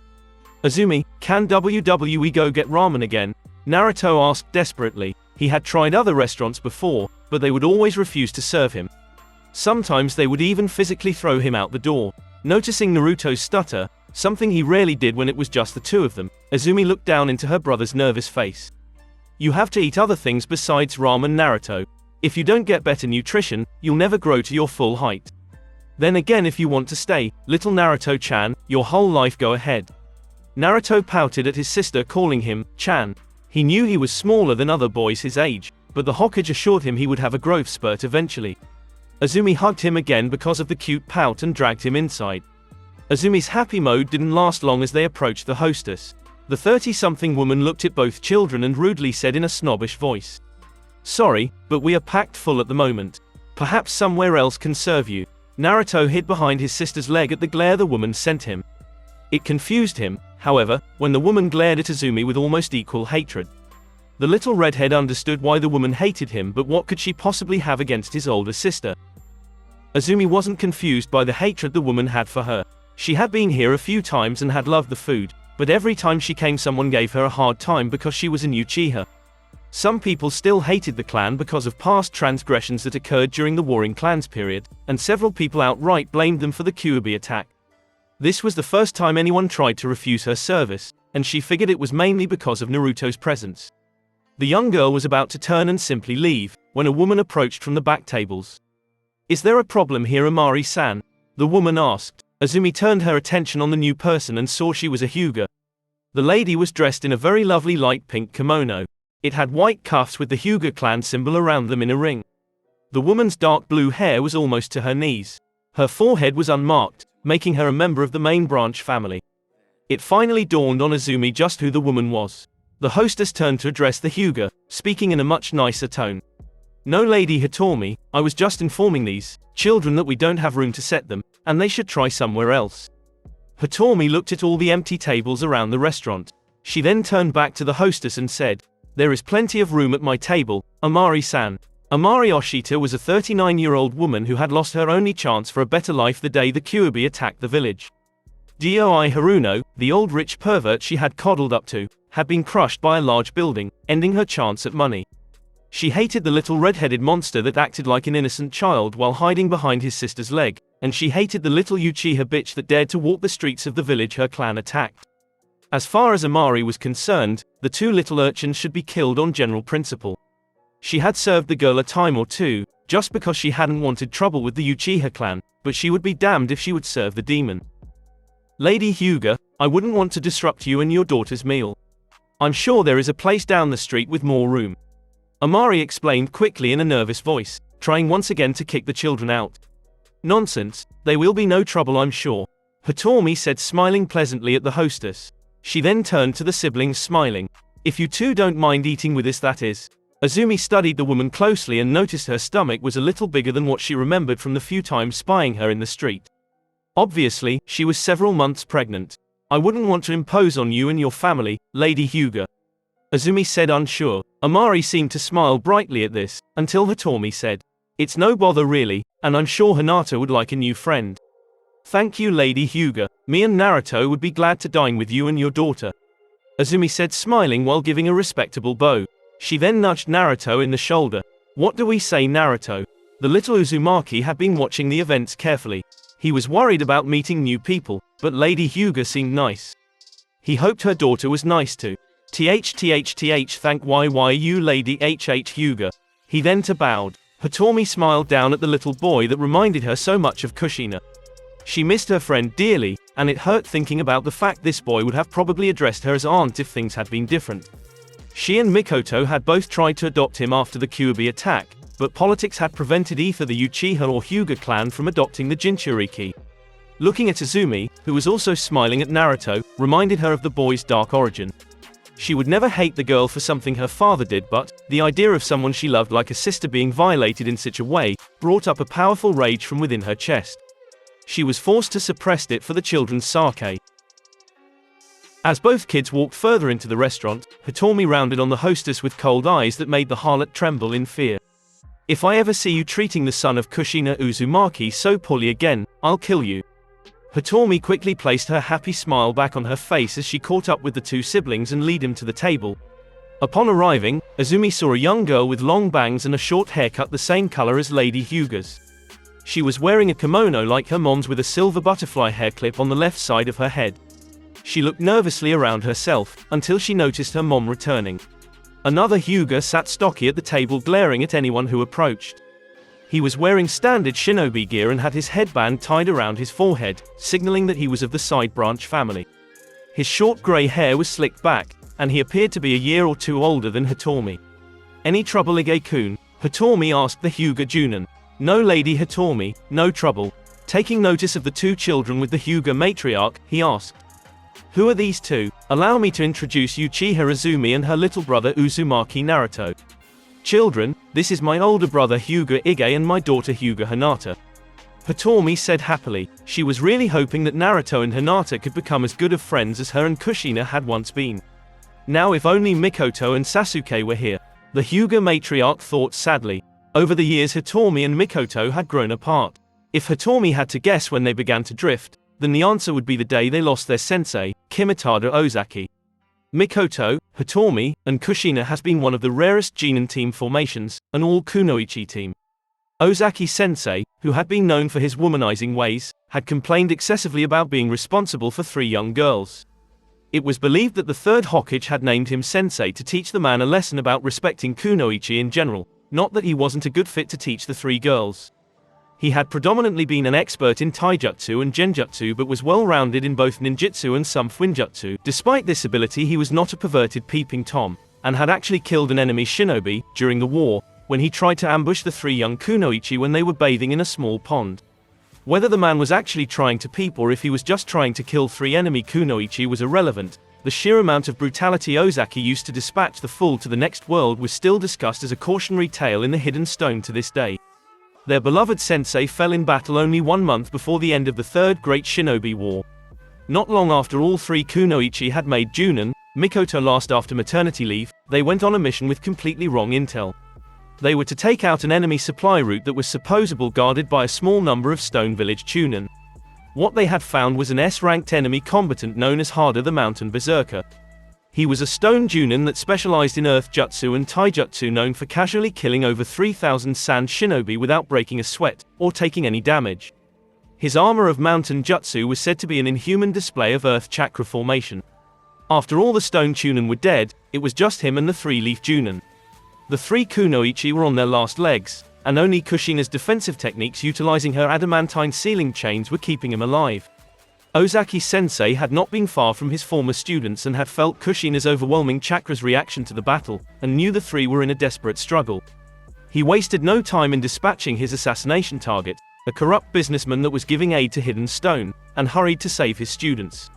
Upon arrival, he quickly identified the enemy and realized he would be able to win in a straight fight, thanks to his current state. After the war, Hitomi and Mikoto had settled down with the husbands they had been promised her in their youth. Kushina had never really been a fan of arranged marriages, mainly because of what happened between her and Minato Namikaze, and had stubbornly refused to attend the ceremonies that enslaved her former teammates. Mikoto had postponed her marriage until after the war and never told her oldest he had been an accident.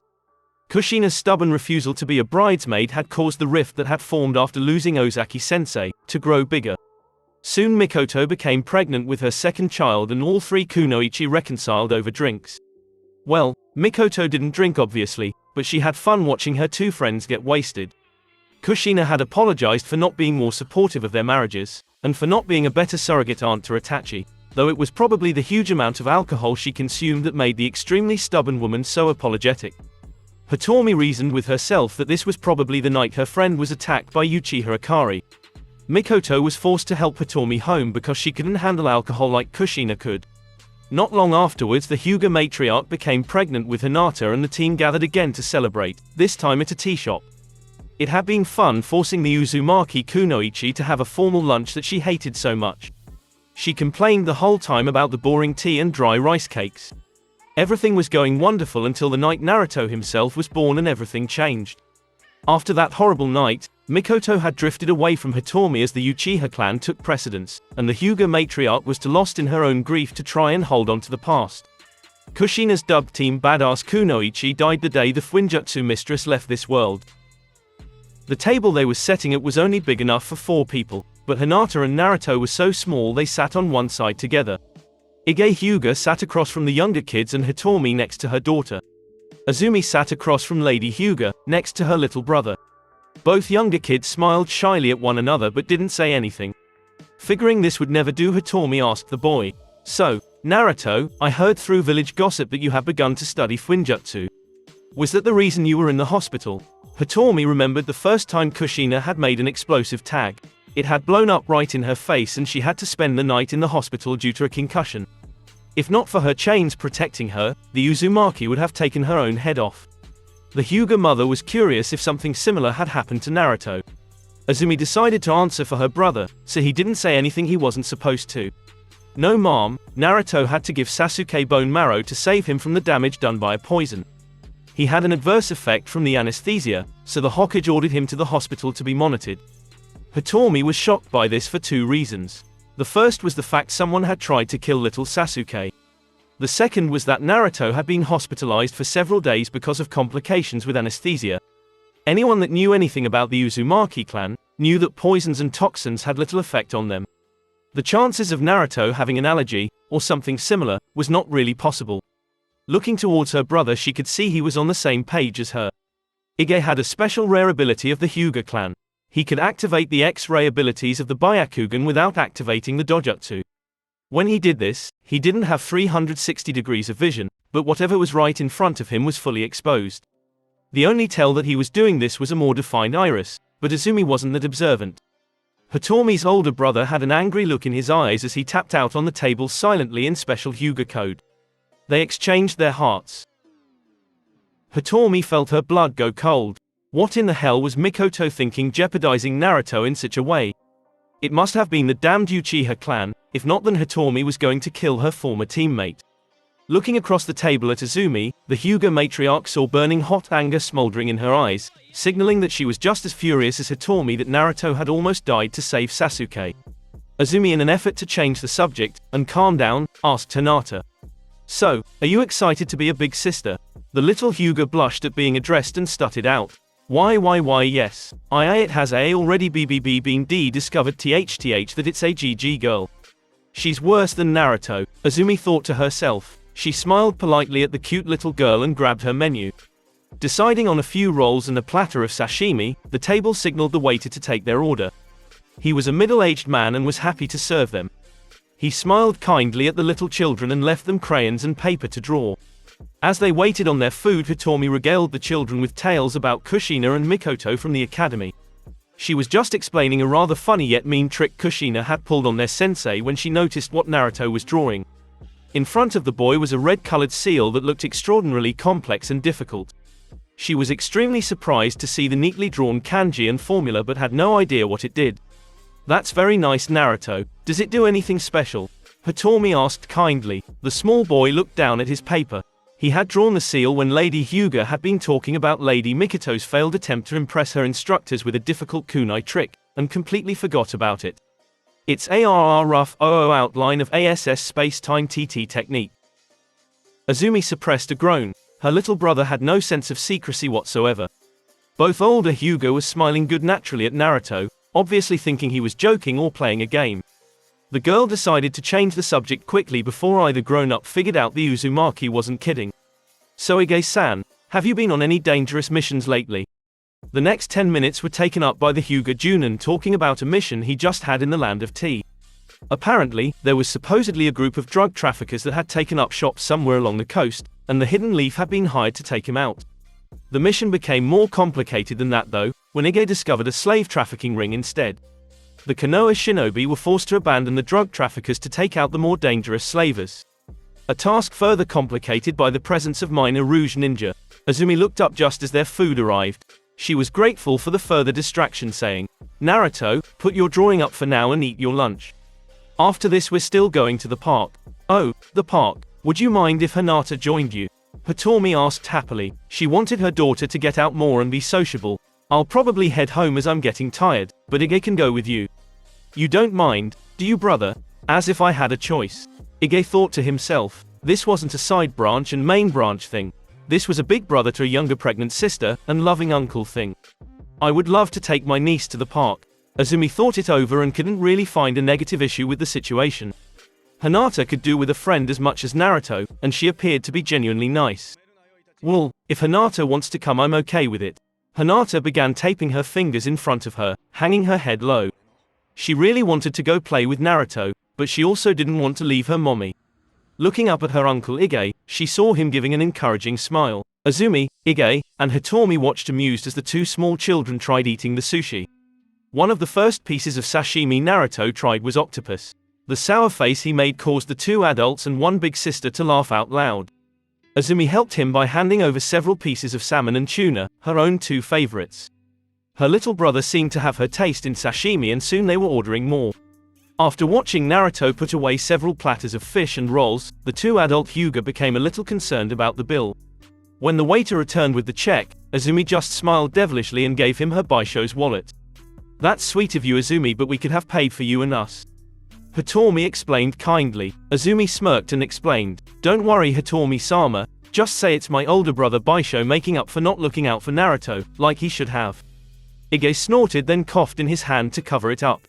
This girl was just as bad as his own sister, and if what he suspected about the Uchiha assassination incident was true, Baisho could never atone for his stupidity in Azumi's eyes.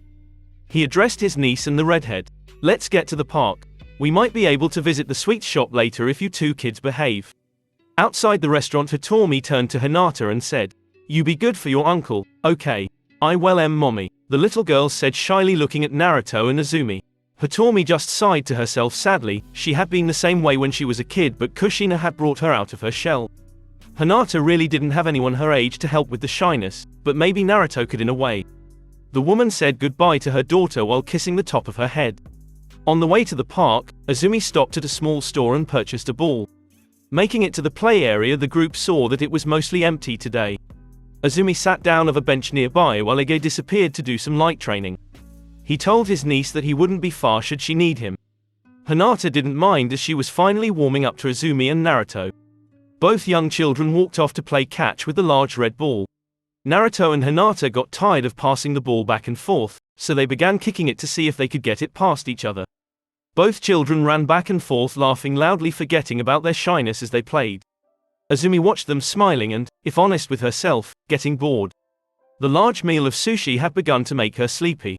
"Good afternoon, Azumi-san," the brown-haired girl heard from beside her. Turning quickly, embarrassed that someone had snuck up on her so easily, she saw Itachi Uchiha sitting next to her studying the children. "I wish Sasuke would be more like that, but he wants to grow up quickly." Azumi smothered her annoyance. Itachi wasn't just standing next to her, but sitting. She gave an unladylike snort at her friend's comment. This coming from a boy who graduated at the age of 7, and just now made Chunin only a few weeks shy of 10. Itachi just gave her his famous heartthrob smile. He then sobered up, thinking back on a memory. "I stopped being a child when I was 4 years old." The girl just gave him a sad smile, knowing what he was referring to. Towards the end of the Third War, Fugaku had taken Itachi to see a battlefield full of dead shinobi. He had wanted his oldest son to be exposed to war, and to understand the world they lived in. Azumi knew that one of Itachi's dreams was to end all war forever, and she actually thought he could do it. Watching the children in silence for a moment, Azumi asked her friend, "No Shisui today? Usually the two of you are inseparable." He had a mission, something to do with the border to the land of Earth. Itachi stated simply. There had been considerable tension building with Hidden Stone recently. It was something to do with the daimyo families of both the land of Earth and the land of Fire, but Azumi wasn't sure what the problem was.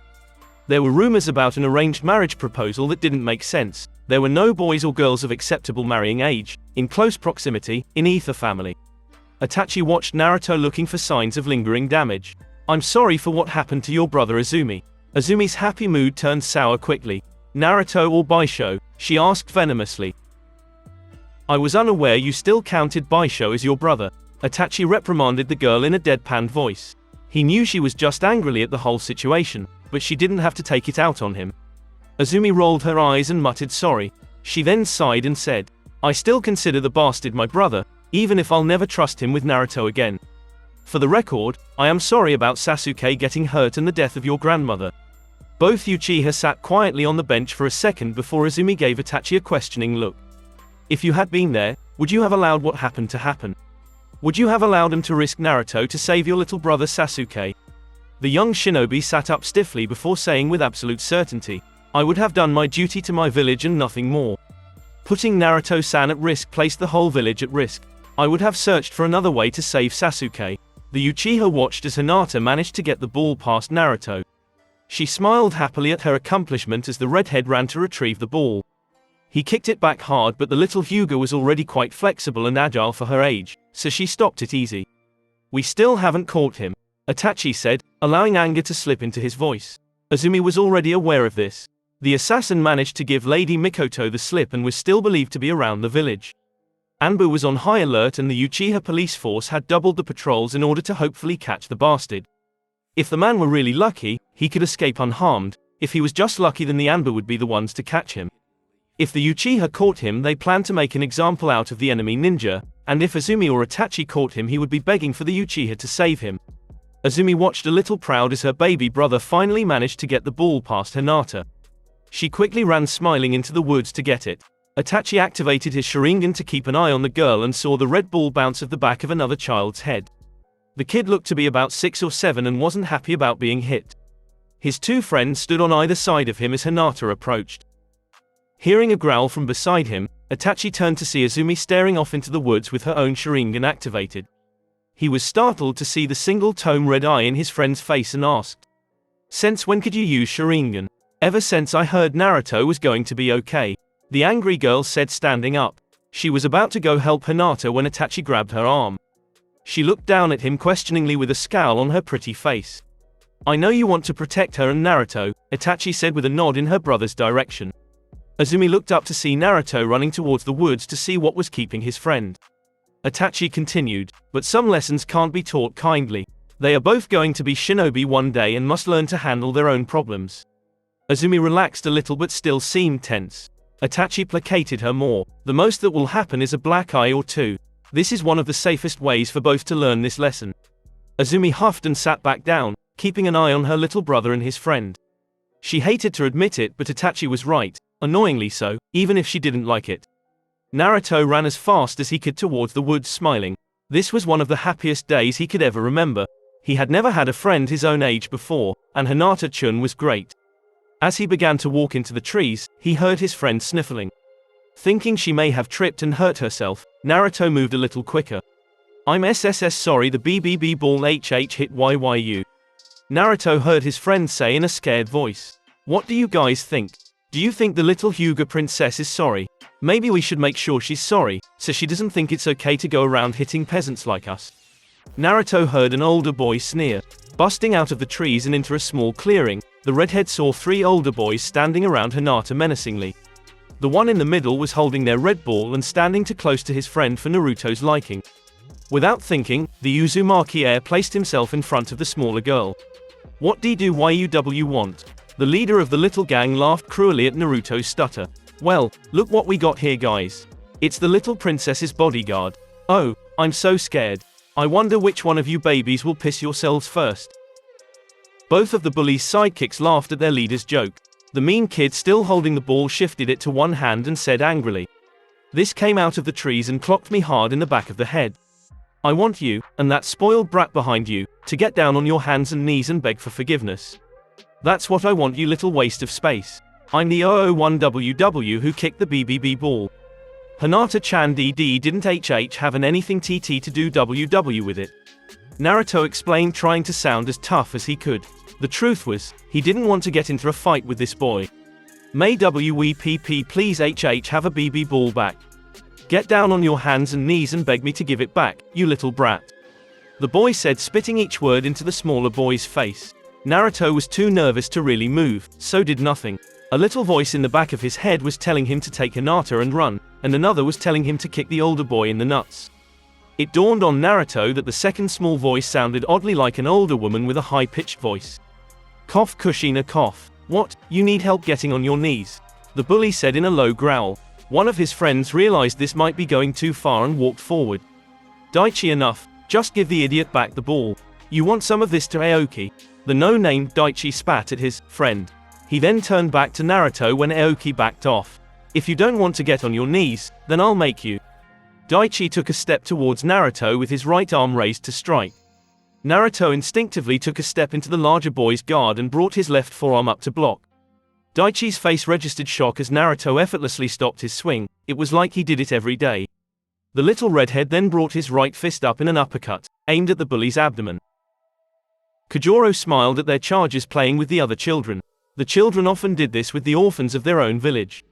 As Kubanashi pursued the area, he spotted a familiar pink-haired girl. Yes, girl, not a woman, because that is truly what Kubanashi saw her as. A girl who fancies herself in love and in a happy marriage to the man she desired, and yet never actually knowing or understanding what the emotion was. It had been something he had seen in the war and in several arranged marriages. Fake happiness and love to convince themselves that they snagged the best man. She had seen him as well and made her way over. Sakura had been wandering the village in deep thought. A few hours ago she had a talk with her friend Ino. After what Sasuke had done in Tsukigakure, especially the offer he had made the Asurabeki clan head, not to mention attacking innocent people, had caused her to question her love and dedication to Sasuke. In truth, Sasuke was not truly her husband, for they had never consummated their marriage, and she also knew he only married her because the council forced it. She concluded long ago that he wouldn't have even looked her way, if not for the order. However, she had dedicated to pleasing him, attempting to convince him that he could love her and she could be the wife he needed. Yet, no matter what she did, he was never happy and blamed her. Her thoughts had broken at the sound of children playing and laughing. That was something else Sasuke continued to deny her, a child. It was then that she noticed the vessel Kubanashi and the woman Kajoro. She decided to talk to them to find out what could happen to her husband under their laws, and because, to be completely honest, she was lonely and they seemed friendly. After receiving warm smiles and a gesture to sit, she cautiously did so, unknowing that this conversation would give her the answers she needed, even if they were not what she wanted to hear. Sakura did not know that by accepting her entire life and perception would change.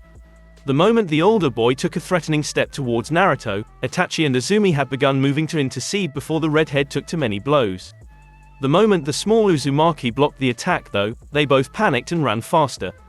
That block had been almost textbook perfect, with almost flawless chakra control, that was usually only achieved by years of practice and training. Naruto had reinforced his arm with perfect precision, also gripping the ground with chakra from his feet, and was now aiming an enhanced blow to his enemy's unprotected body. The night Kyuubi attacked, Itachi had protected his mother and baby brother by shattering a piece of rubble that was about to crush them. The precision of chakra control he had used then was better than what Naruto was doing now, but the amount he had used was roughly only 1/3 the amount Naruto was using now. Uzumaki Naruto was going to make his first kill if they didn't stop that fist. Inch by agonizing inch, the fist of death sailed closer to the older boy's abdomen. Sharingan precision allowed Itachi and Azumi to trace the movement and guess exactly where the blow would land. Either the little redhead's hand would go completely through Daichi, or the impact force of the chakra-enhanced blow would literally rip the body in half. It was as the Uchiha Chunin, an academy student, were halfway to intercept, they realized they couldn't possibly make it in time. Itachi had outrun Azumi and was only centimeters away when Naruto's fist connected with flesh. A loud smacking sound filled the clearing, causing nearby birds to take flight. Itachi and Azumi sighed in relief at the sight of Hyuga Ige gripping Naruto's closed fist. "That's enough, you two. I suggest you both break it up now," the older Hyuga said sternly. He glared down at Daichi with a hard glare that promised pain. The 7-year-old nearly wet his pants as he and his cronies left. He shot Naruto a look that clearly said, "This isn't over." Ige walked over to the ball the older boy had dropped when he tried to block Naruto's attack. He reached down and picked it up, handing it to Azumi. "I thank you for letting Hinata play with Naruto, and hopefully it can happen again sometime soon. I think it's time we headed home though." Naruto and Hinata stood silently to the side feeling sad, neither one wanted to say goodbye to their new friend. Azumi walked over to her little brother carrying the ball and said, "You're right, Ige-san. Naruto, say goodbye to Hinata and let's head home." Naruto looked to Hinata wondering how he should do this. He had never said goodbye to a friend before and didn't know if he should shake her hand or wave. The indigo-haired girl stepped into her friend and gave him a big hug. Not really knowing how to respond, the little Uzumaki just stood there dumbly. Hinata broke away quickly and hid behind her uncle's leg, smiling shyly at Naruto. Ige bent down and picked up his niece. He gave a small curt nod to everyone and shined away. Itachi had noticed that the older man had only used his left hand to grab the ball and to pick up the girl. He had caught Naruto's fist with his right and, more than likely, broke a few bones in his palm. Judging by the fact Hyuga Ige was an accomplished shinobi, the level of force in Naruto's punch was, at the most, greater than what most low-level Junin were capable of. He turned to watch Azumi leading her brother out of the clearing, still holding his hand. She was smiling down at him in a loving big sister fashion while the redhead looked up at her happily. To look at Naruto, you would never think he could kill a man with a single blow. He didn't realize what he was doing, Itachi thought to himself. That was all instinctive. Somehow, Naruto had gained a highly advanced taijutsu technique and he didn't even know it. He had no idea he had almost killed that boy.